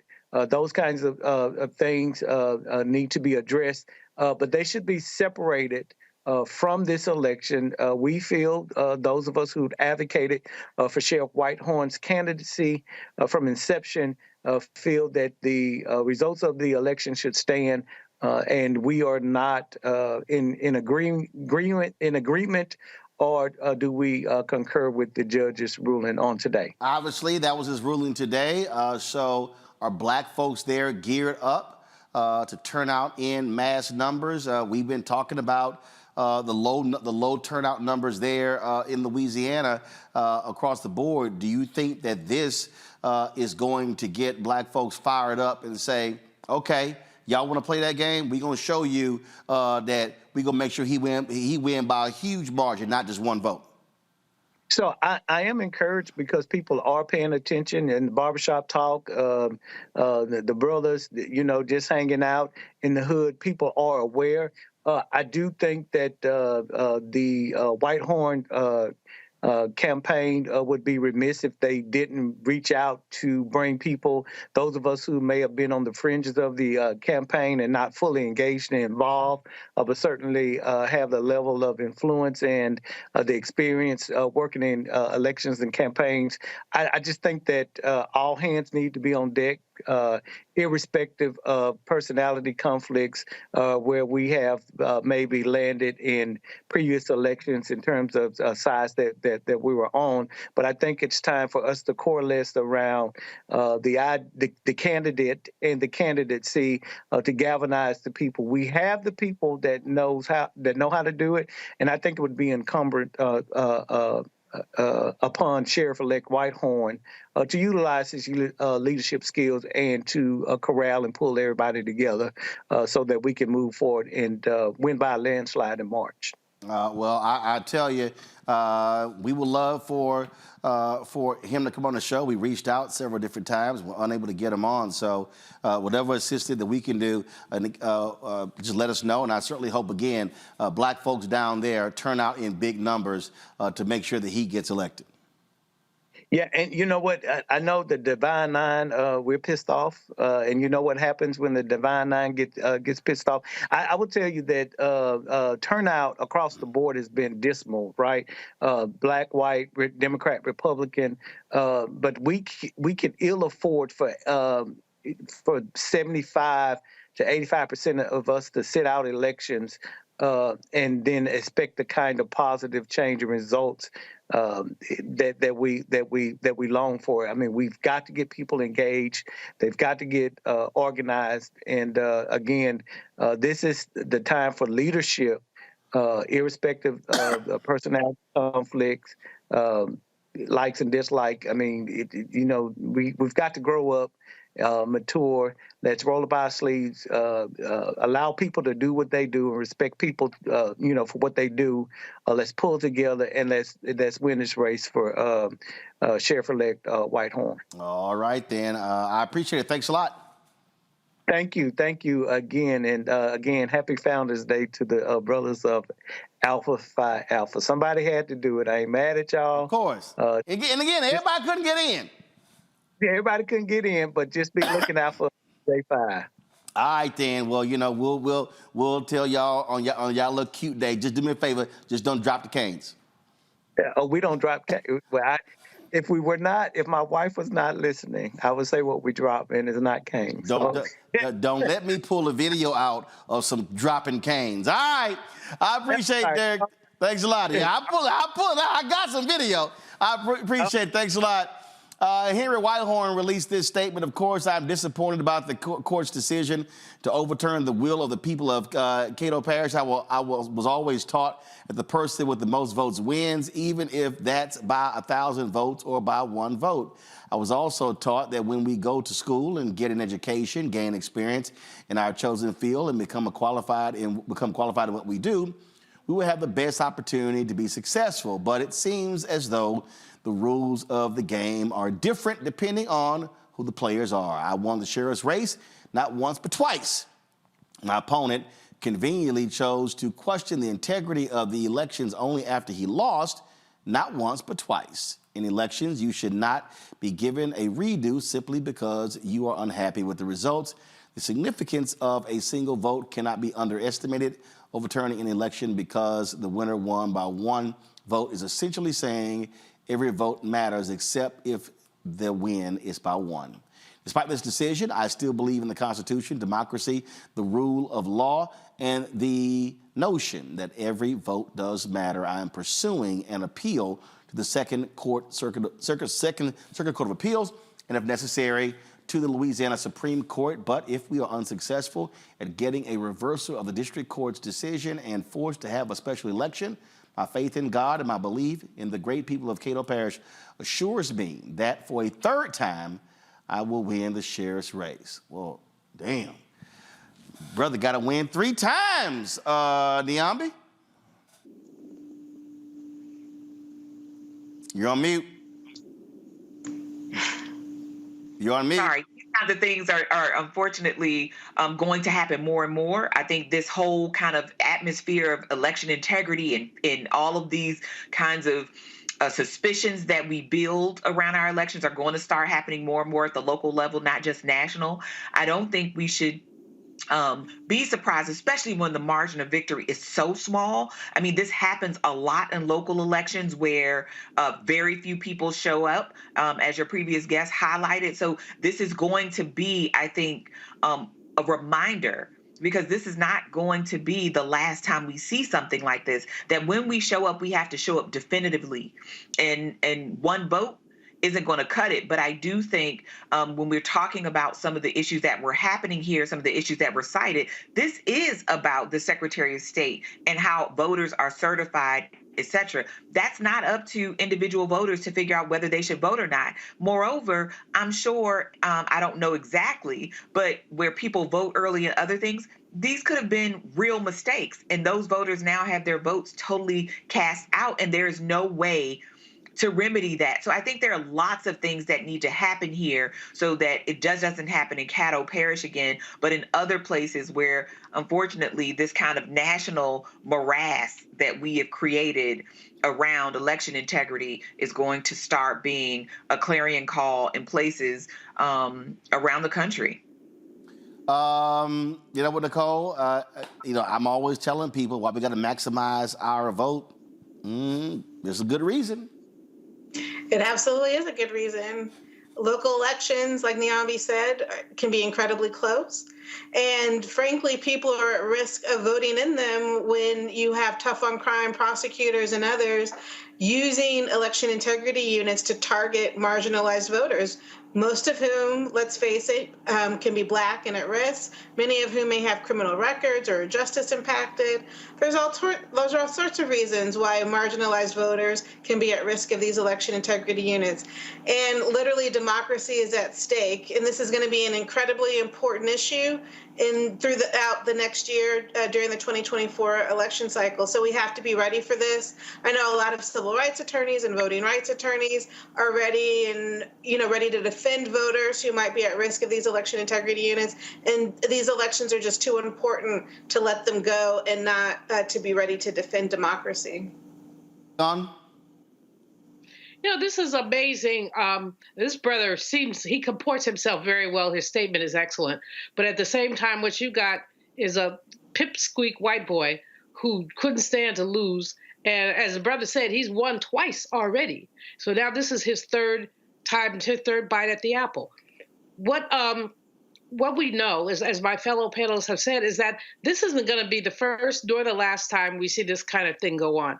And indeed, because of the racism that's implicit in the so-called voter integrity focus. In other words, we say voter integrity when we talk about wanting to get people to the polls, but the other side says voter integrity when they want to keep people away from the polls. And there's so many ways that they try to keep people away from the polls. And so we can't play. As the brother said, the Capper brother said, got to get people out. And one of the challenges that he raised that I think is so important, he talked about get people out despite personality differences. We got to get over ourselves. It doesn't matter. It's like these young'uns who say they can't vote, they don't like Biden. He ain't coming to your house. You don't have to like him. And similarly, in terms of us working together, I may not like you, but if we got to turn out the vote, we got to walk together side by side and do some door knocking, et cetera. We could not survive as a people if we cannot get along as a people. All right, folks. Time for us to go to break. Before we do, be sure to get your hair ready for the holidays. Curl Prep Natural Hair Solutions at curlprep.com is an amazing organic line. All right, first of all, guys, you need to kill that music. You got the wrong music here. So we're going to do this here. We're going to go to the break. We're going to come back, and we're going to read this right, and then we're going to go back to break. So I'll be right back. Hi, I'm Dr. Jackie Hood Martin, and I have a question for you. Ever feel as if your life is teetering and the weight and pressure of the world is consistently on your shoulders? Well, let me tell you, living a balanced life isn't easy. Join me each Tuesday on Black Star Network for a Balanced Life with Dr. Jackie. We'll laugh together, cry together, pull ourselves together, and cheer each other on. So join me for new shows each Tuesday on Black Star Network, A Balanced Life with Dr. Jackie.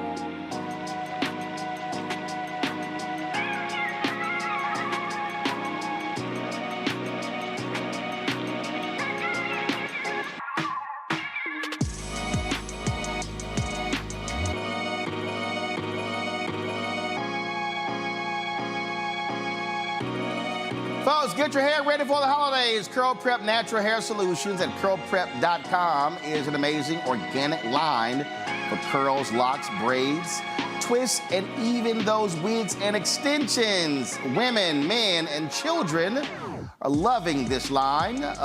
First of all, look at the video and you be the judge. Folks, line up to see this product in action at hair shows, and when they take a seat to try it, they don't believe it's their hair. You can buy the products at curlprep.com. It works on all hair types. Use the code ROLAND, that's right, lowercase letters, to get a 15% discount. Parents, you can also remove the ouch. You will love this system because you can comb the product through your child's hair with your fingers. That's right. Seasoned Saints also loving the product. It's all at curlprep.com. Again, use the code ROLAND, lowercase letters, to get a 15% discount. It's a great stocking stuffer. You won't believe it's your hair. Again, curlprep.com.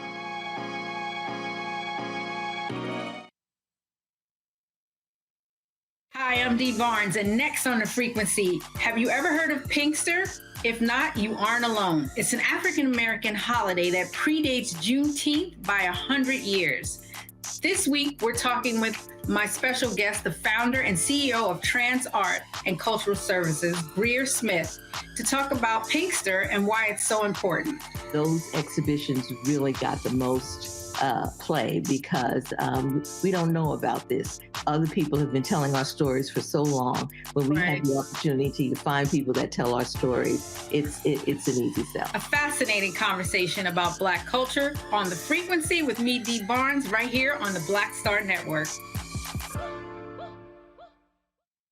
Hello, I'm Marissa Mitchell, a news anchor at Fox 5 DC. Hey, what's up? It's Tammy Roman, and you are watching Roland Martin Unfiltered.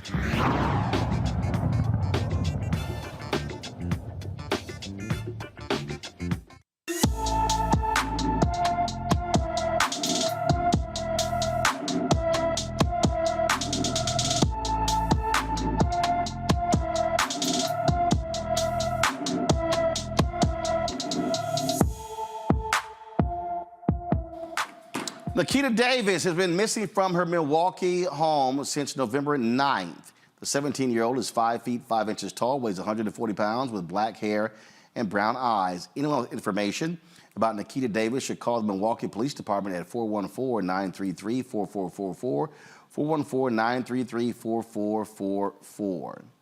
Folks, and again, we purposely do this. One of the reasons why we launched this show, to create this particular segment, because it was important to put a focus on Black teens and adults who often go missing, who get ignored by social media. So please be sure to share the information with all of your folks on the social media.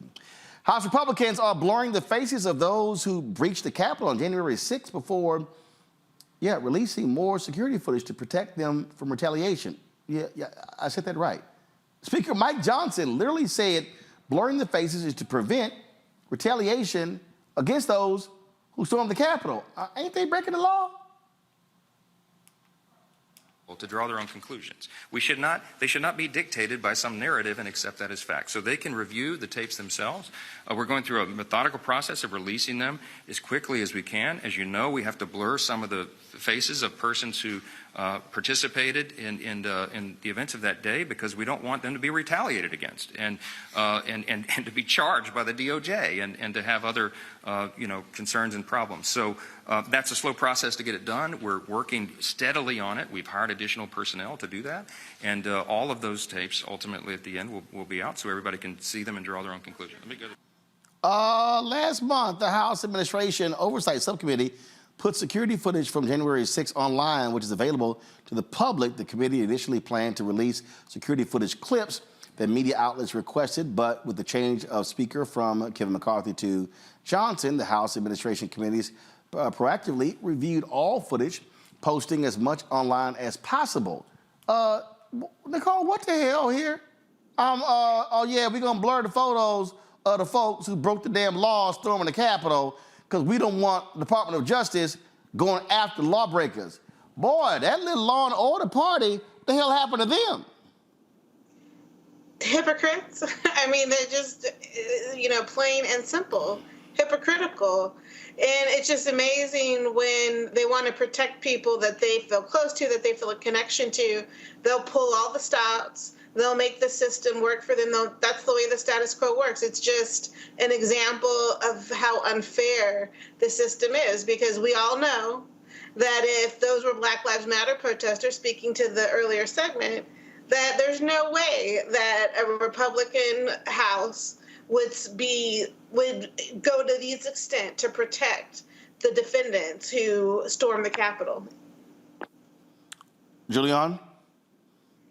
I fully agree with my colleague here. This is ridiculous. It's utterly ridiculous, and it really does speak to the avoidance of consequences that these Republicans have put out there for these clear insurrectionists who basically stormed the Capitol, beat people, did all kind of things. And, the only way we can find out who they are is to use, the kind of use their likenesses to go after them. And it's not just the Department of Justice. But does Mike Johnson work for the United States government? Is he a congressperson, or is he just some little whatever? Well, who basically doesn't care. It's clear that he cares about justice. They're starting impeachment inquiry on Biden. So it's clear that they care about justice in some instances, but clearly not in others. All those people who stormed that Capitol broke the law, and blurring their faces allows them to avoid the consequences. Niambi? Absolutely. I don't know that I've ever heard a speaker say that, let me try to actively impede a Department of Justice investigation by blurring the faces of people who did something that was illegal. I mean, we all saw it. I don't know, and I don't understand how these people think that what happened on January 6th furthers their cause. And further, this whole notion that we can't show their faces to avoid penalties and avoid punishment when we've seen what happened on that day. I mean, this is one of the most wide-ranging investigations we've seen. I mean, over 100 people were charged with violent acts on that day. I mean, these very same people were trying to hunt down some members of the very body that Mike Johnson is supposed to represent as a speaker. And yet he is saying that he essentially doesn't trust his own government, even the American people, because we have to remember that a lot of people were identified through tips from other citizens. So this is all, I think, just unreal in some respects. I mean, I wouldn't believe it if I hadn't seen the other behavior of this group pretending that it's still a political party at this point. But this kind of shilling for actions and activities that are actually illegal and in violation of our country's norms seems, a bit extreme even by Republican standards.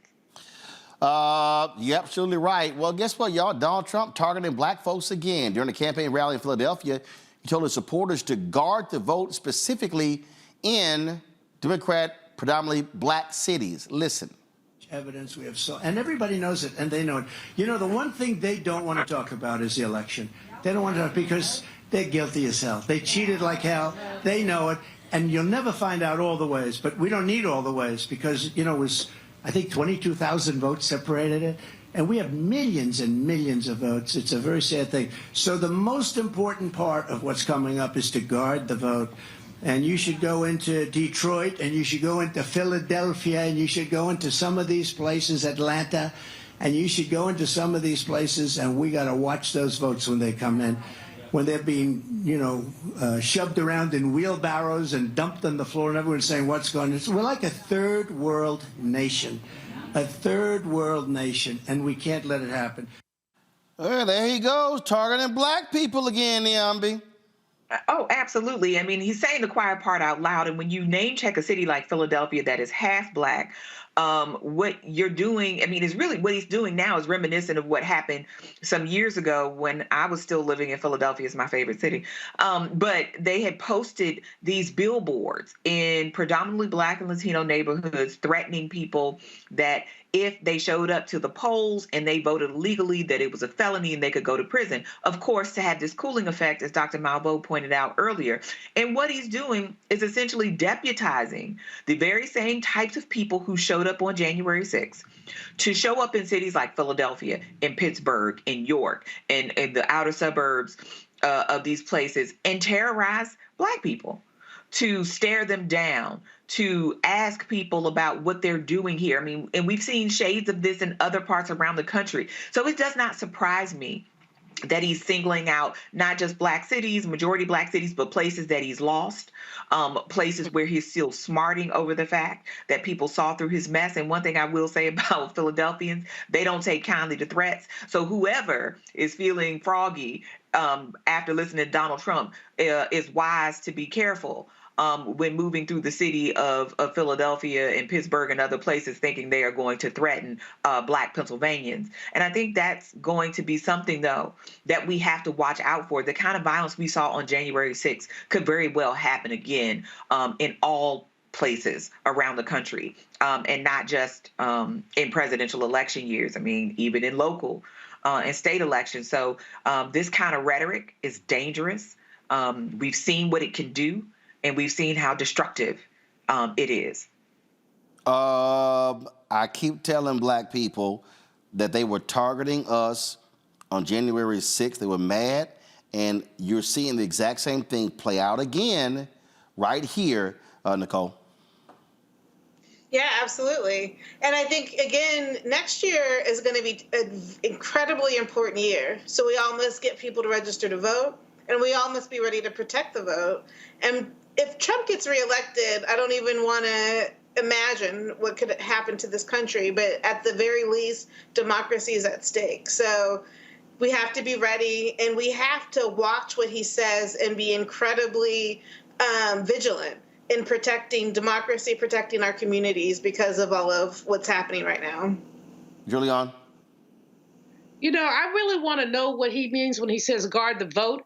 And I hope that we're all very vigilant. I mean, if he intends for these hoodlums to storm polling places, then we need to make sure that the police, and all the police are not on our side, you know, he has them following there, that the police are prepared to protect our voting places. I'm not sure what he has in mind, but I know that when he drops seeds with these deranged people that follow him, they could come up with anything. So I'm very apprehensive about these words and about how they may play out. I'm also really apprehensive about those folks who will be scared.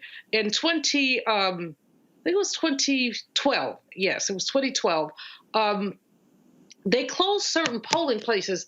In Greensboro, North Carolina, I was there then as president of Bennett College, and one of the things that happened is they changed the number of absentee dates.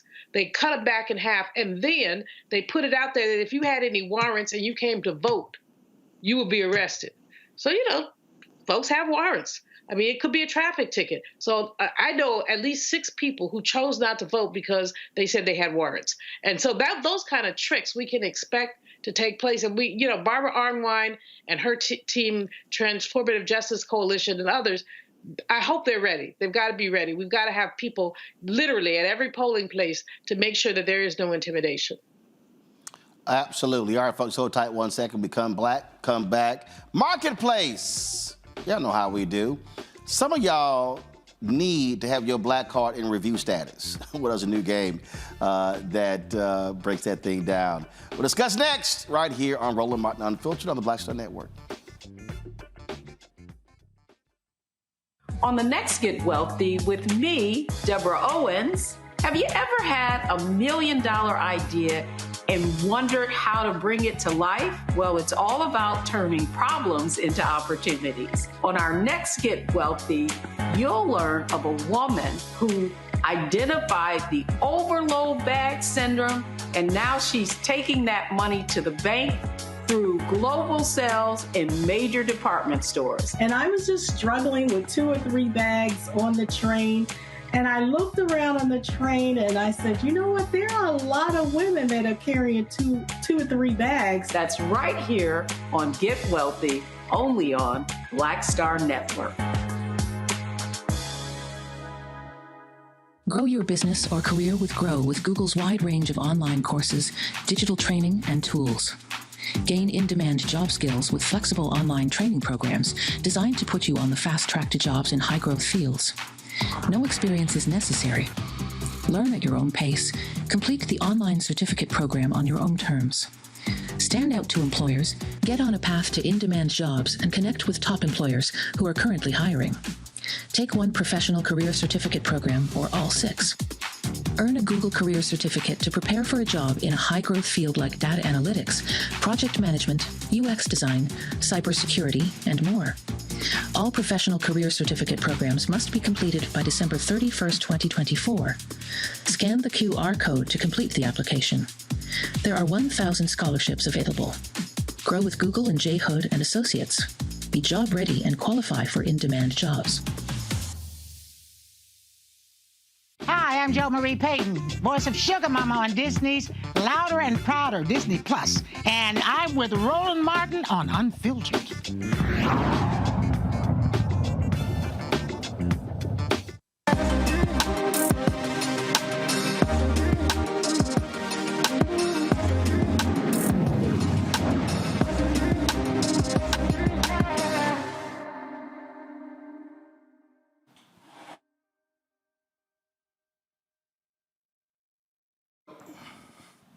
All right, folks, we love a good card game. Now, you know, when we have our family get-togethers, we always try to have something interesting to do. Actually, I created one over the holidays. We were all sitting there, and I was like, yo, we're going to play Name That Tune. I just started going through music on my iPod, and my nieces and nephews, man, I was about to snatch black cards left and right. Well, this game here is called Trivia for Us. It's a mind game for the culture. It features originally sourced trivia questions about everything from pop culture to the arts to politics and current events. High school friends and self-described trivia enthusiasts, Deidre Bringus and Shakira Hodges, they created this. They join us right now. Glad to have y'all here. So what happened? Were y'all two just sitting around like hitting each other with questions and saying, we can turn this into a game? Well, similar to that, Deidre and I, like you said, are high school friends. We grew up together. We went to really great HBCUs in Virginia. So we just love to hang out. We're very focused on our education and learning. And we would go out and play trivia at like pub trivia. And we'd get into the space and we're getting all of the questions wrong, left and right. And it was just simply because the content was not diverse. It didn't reflect Black culture, and it most definitely didn't represent the hometown of Brooklyn, New York, and the melting pot that it is. All right. And so how long did it take y'all to put all this together? It took some time. So we started in 2019. From there, we started hosting events in bars and pubs, and we moved into, that was in 2019, then the pandemic happened. So with that, we really had to pivot our business, and we started going virtual. At first, just to boost the morale of the people that were following us, but we also had the opportunity to connect with a lot of corporations that were looking for ways to engage with their employees at home. So with that, we started doing those events for big clients like American Express, Google. So from there, we recognized that more people wanted to play along with us, but we couldn't be everywhere at the same time. So with that, we created our card game, the Trivia for Us card game, which I have right here for us, where you could play at home at your leisure. It has 100 cards, 5 different categories.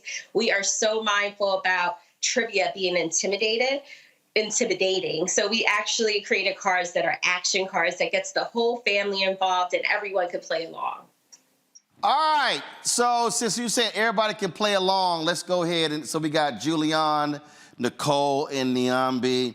Let me go ahead and do some snatching of black cards right here. So let's pull them up. Let's see here. Let's see what I want to ask. I'm going to go to... They know in hell they're going to answer that. They ain't going to answer that. All right, I got one. Here we go. All right. So Niambi, Nicole, and Julian. Let me see how I'm going to do this here. If you got the answer first, if you got the answer, raise your hand. So put the 3 of them up. Put 3 of them up. Put us in the 4 box, me and them. All right. So, all right. So Niambi, Nicole, and Julian. So here we go. In 2022, Candace Parker became the first woman to grace the cover of the NBA 2K video game, and she was representing what team? Now you rolling. You know I don't do sports, and I'm black. Damn. I don't know. Damn. All right. This Nicole, did you raise your hand?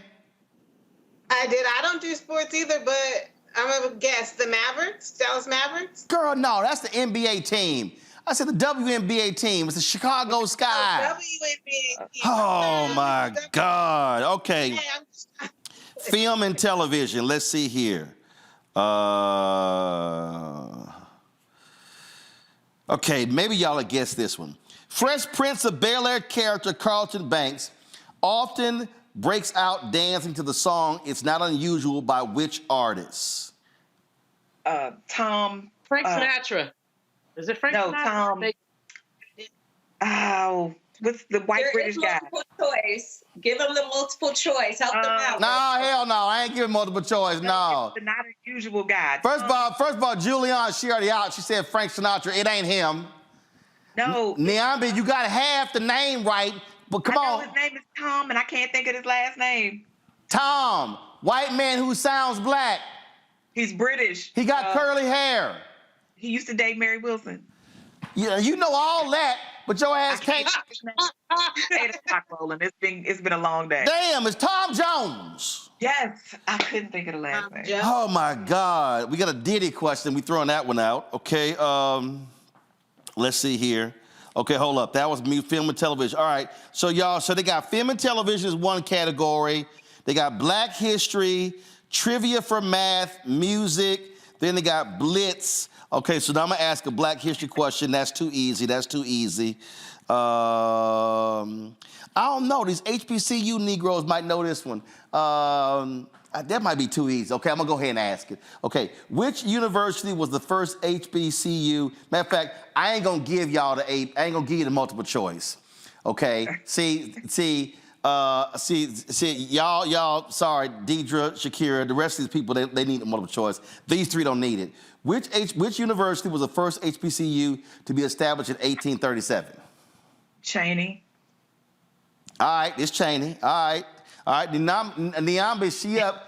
Okay, I ain't gonna give you a full point for the Tom Jones. I'm only gonna give you a half a point. So right now it's Niambi 1.5. It's Nicole 0, Julian 0. Okay, here we go. Born Daniel Day, this designer is known for taking Gucci. Remember, you got to raise your hand. It's known for taking Gucci and Fendi materials to recreate into jackets. Well, Niambi already got her hand up. I ain't even finished the thing. Go ahead.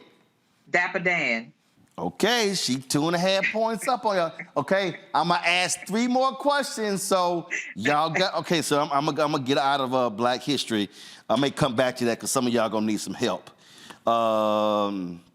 Okay. Well, damn, Julian, she don't know sports, so she out of that question. Damn. Okay, here we go. All right, let me see how black y'all really are. Add the amendment that abolished slavery minus the number of stripes on the Pan-African flag. That would be 10. Oh, look who woke up. Julian got a point. Okay, Julian got a point. So it's 2.5. 1, Nicole, she's stuck on 0. Okay, okay, let me go to music. Okay.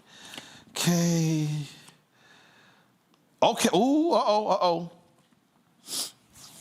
No, they gonna guess. That's too easy. That's too easy. That's too easy. Okay, let's see here. Nope, they can't do that one. Got it. Name 3 black music groups with 3 lettered names. Letter and number combinations are acceptable. And it says, refer to instruction 9 for rules about questions with multiple answers. Where the damn answers at? Okay. It's me. I got it, Tia. What? I got it. Who's I'm gonna say TLC. Huh? We ready? The Shakira, Deidre, does that count?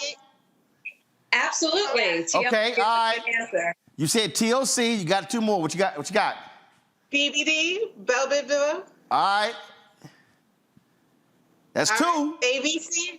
ABC, Another Bad Creation. That's oh, Shakira, Deidre, that wasn't a part of y'all little group, huh? Y'all collection? No, that worked. Wait a minute. Yeah, hold up. Y'all didn't see that? No. Cut to Shakira and Deidre. She thought ABC, they were like, oh, damn, we ain't think of that one. Oh, we did not. That's a throwback. Okay. All right. See, y'all didn't do the full research. Okay. All right. So Nyambe 2.5, Nicole at 1, Julian at 1. So I'm about to now ask. I'm about to ask a 2-point bonus question. So whoever wins. So if Nyambe wins this one, she obviously wins. So I'm giving Julian and Nicole a shot to overtake Nyambe. Let me see here. I'm gonna get out of music. See who's gonna take it. Let me go to Blitz. Let me see here. They can't answer no damn sports questions. We already saw the WNBA question. Oh, hell, this is black as hell right here. Oh, this is a black as hell question right here. Matter of fact, y'all, this game is called Trivia for Us. It should be called Black as Hell. Okay, here we go. Here we go. No, I need you to show the other 3. Julian, there we go. No, there we go. Here we go. Tray, bone, and spinner are all terms associated with what game? The Crips? I know her. I said game, not gang. Game. G-A-M-E. It's dominoes. It's dominoes. All right. I guess I give it to Nyambe. She won. It's dominoes. So, the gang. I didn't get gang. Nyambe absolutely retains her black card. Nicole, we gon'. Nicole, you got 1, right? You and Julian, y'all gonna be in review status. You gonna have to fight me for my black card. Y'all gonna be in review status. Okay, so all right, so Deidre and Shakira. So what happens when the black person answers the fewest questions? Like what part of y'all game? What you do? Listen, everyone can create their own rules, but with us, nobody's black card gets revoked. Okay? Damn that. Little something new. That's all. No, I snatch cards. I snatch cards.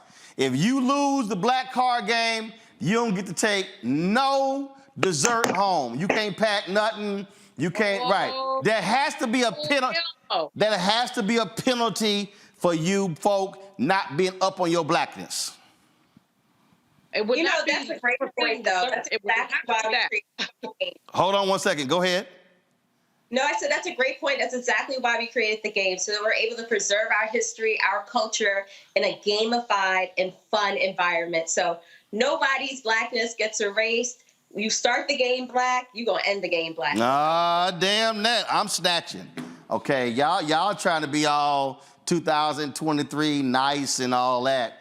Hell no, I'm snatching. I'm making Negroes pay up. That's right. If you lose, you got to put a 20 down or something. So all y'all at home, y'all get this card game, Trivia for Us. Y'all have the right to create your own penalties for those who are massive failures at learning any of the questions. And Julian, you need to bone up on sports, because if they hit with a sports category, you going down in flames. All right. Hey, live with that. I can live with it. Deidre, Shakira, where do people get the game? You can find us at w.com. Then also, we're on Instagram as well. Follow us, reach out if you want to do something as far as your corporation or private events. We host live and virtual experiences as well. All right, folks, put it up again. We got a discount code as well for the Roland Martin Unfiltered viewers. Again, what y'all do is, so you shop RMU discount. Is that what it is? The discount is Roland. RMU, say it again. It's go to our website, triviaforus.com, and you put in the promo code ROLANDTFU. All right, so again, y'all go to the website, the promo code ROLANDTFU, ROLANDTFU. All right, we appreciate it. This is a great card game, and of course, there's always going to be lots of fun doing this. Thanksgiving, Christmas, and also any black get-togethers, but there must be a penalty clause somewhere. We'll take that into consideration. Thank you so much, though. I appreciate it. Thanks so much, folks. That is it for us. I appreciate Nicole, Niambe, and Julian being on today's show. I will be in L.A. tomorrow for the world premiere of The Color Purple. They'll be showing it at the Academy, the museum theater there. So I will be hanging out with Oprah, Taraji, and the whole crew, Fantasia, you name it, at the world premiere tomorrow. So back in studio on Thursday, folks. Don't forget to support us in what we do. First of all, join our Bring the Funk fan club. You can see your check and money order to P.O. Box 57196, Washington, D.C. 20037, that's 0196. Cash App, $RM Unfiltered. PayPal, R Martin Unfiltered. Venmo is RM Unfiltered. Zelle, Roland at RolandSMartin.com. Roland at RolandMartinUnfiltered.com. And of course, you can be sure to download the Black Star Network app, Apple phone, Android phone, Apple TV, Android TV, Roku, Amazon Fire TV, Xbox One, Samsung Smart TV. And be sure to get a copy of my book, White Fear, How the Browning of America is Making White Folks Lose Their Minds, available bookstores nationwide. Folks, that's it. I'll see y'all tomorrow. Holla! Folks, Black Star Network is here. Oh, no punches! I'm real revolutionary right now. Support this man, Black Media. He makes sure that our stories are told. Thank you for being the voice of Black America, Roland. Stay black. I love y'all. All momentum we have now, we have to keep this going. The video looks phenomenal. See, there's a difference between Black Star Network and Black-owned media and something like CNN. You can't be Black-owned media and be scared. It's time to be smart. Bring your eyeballs home. You dig?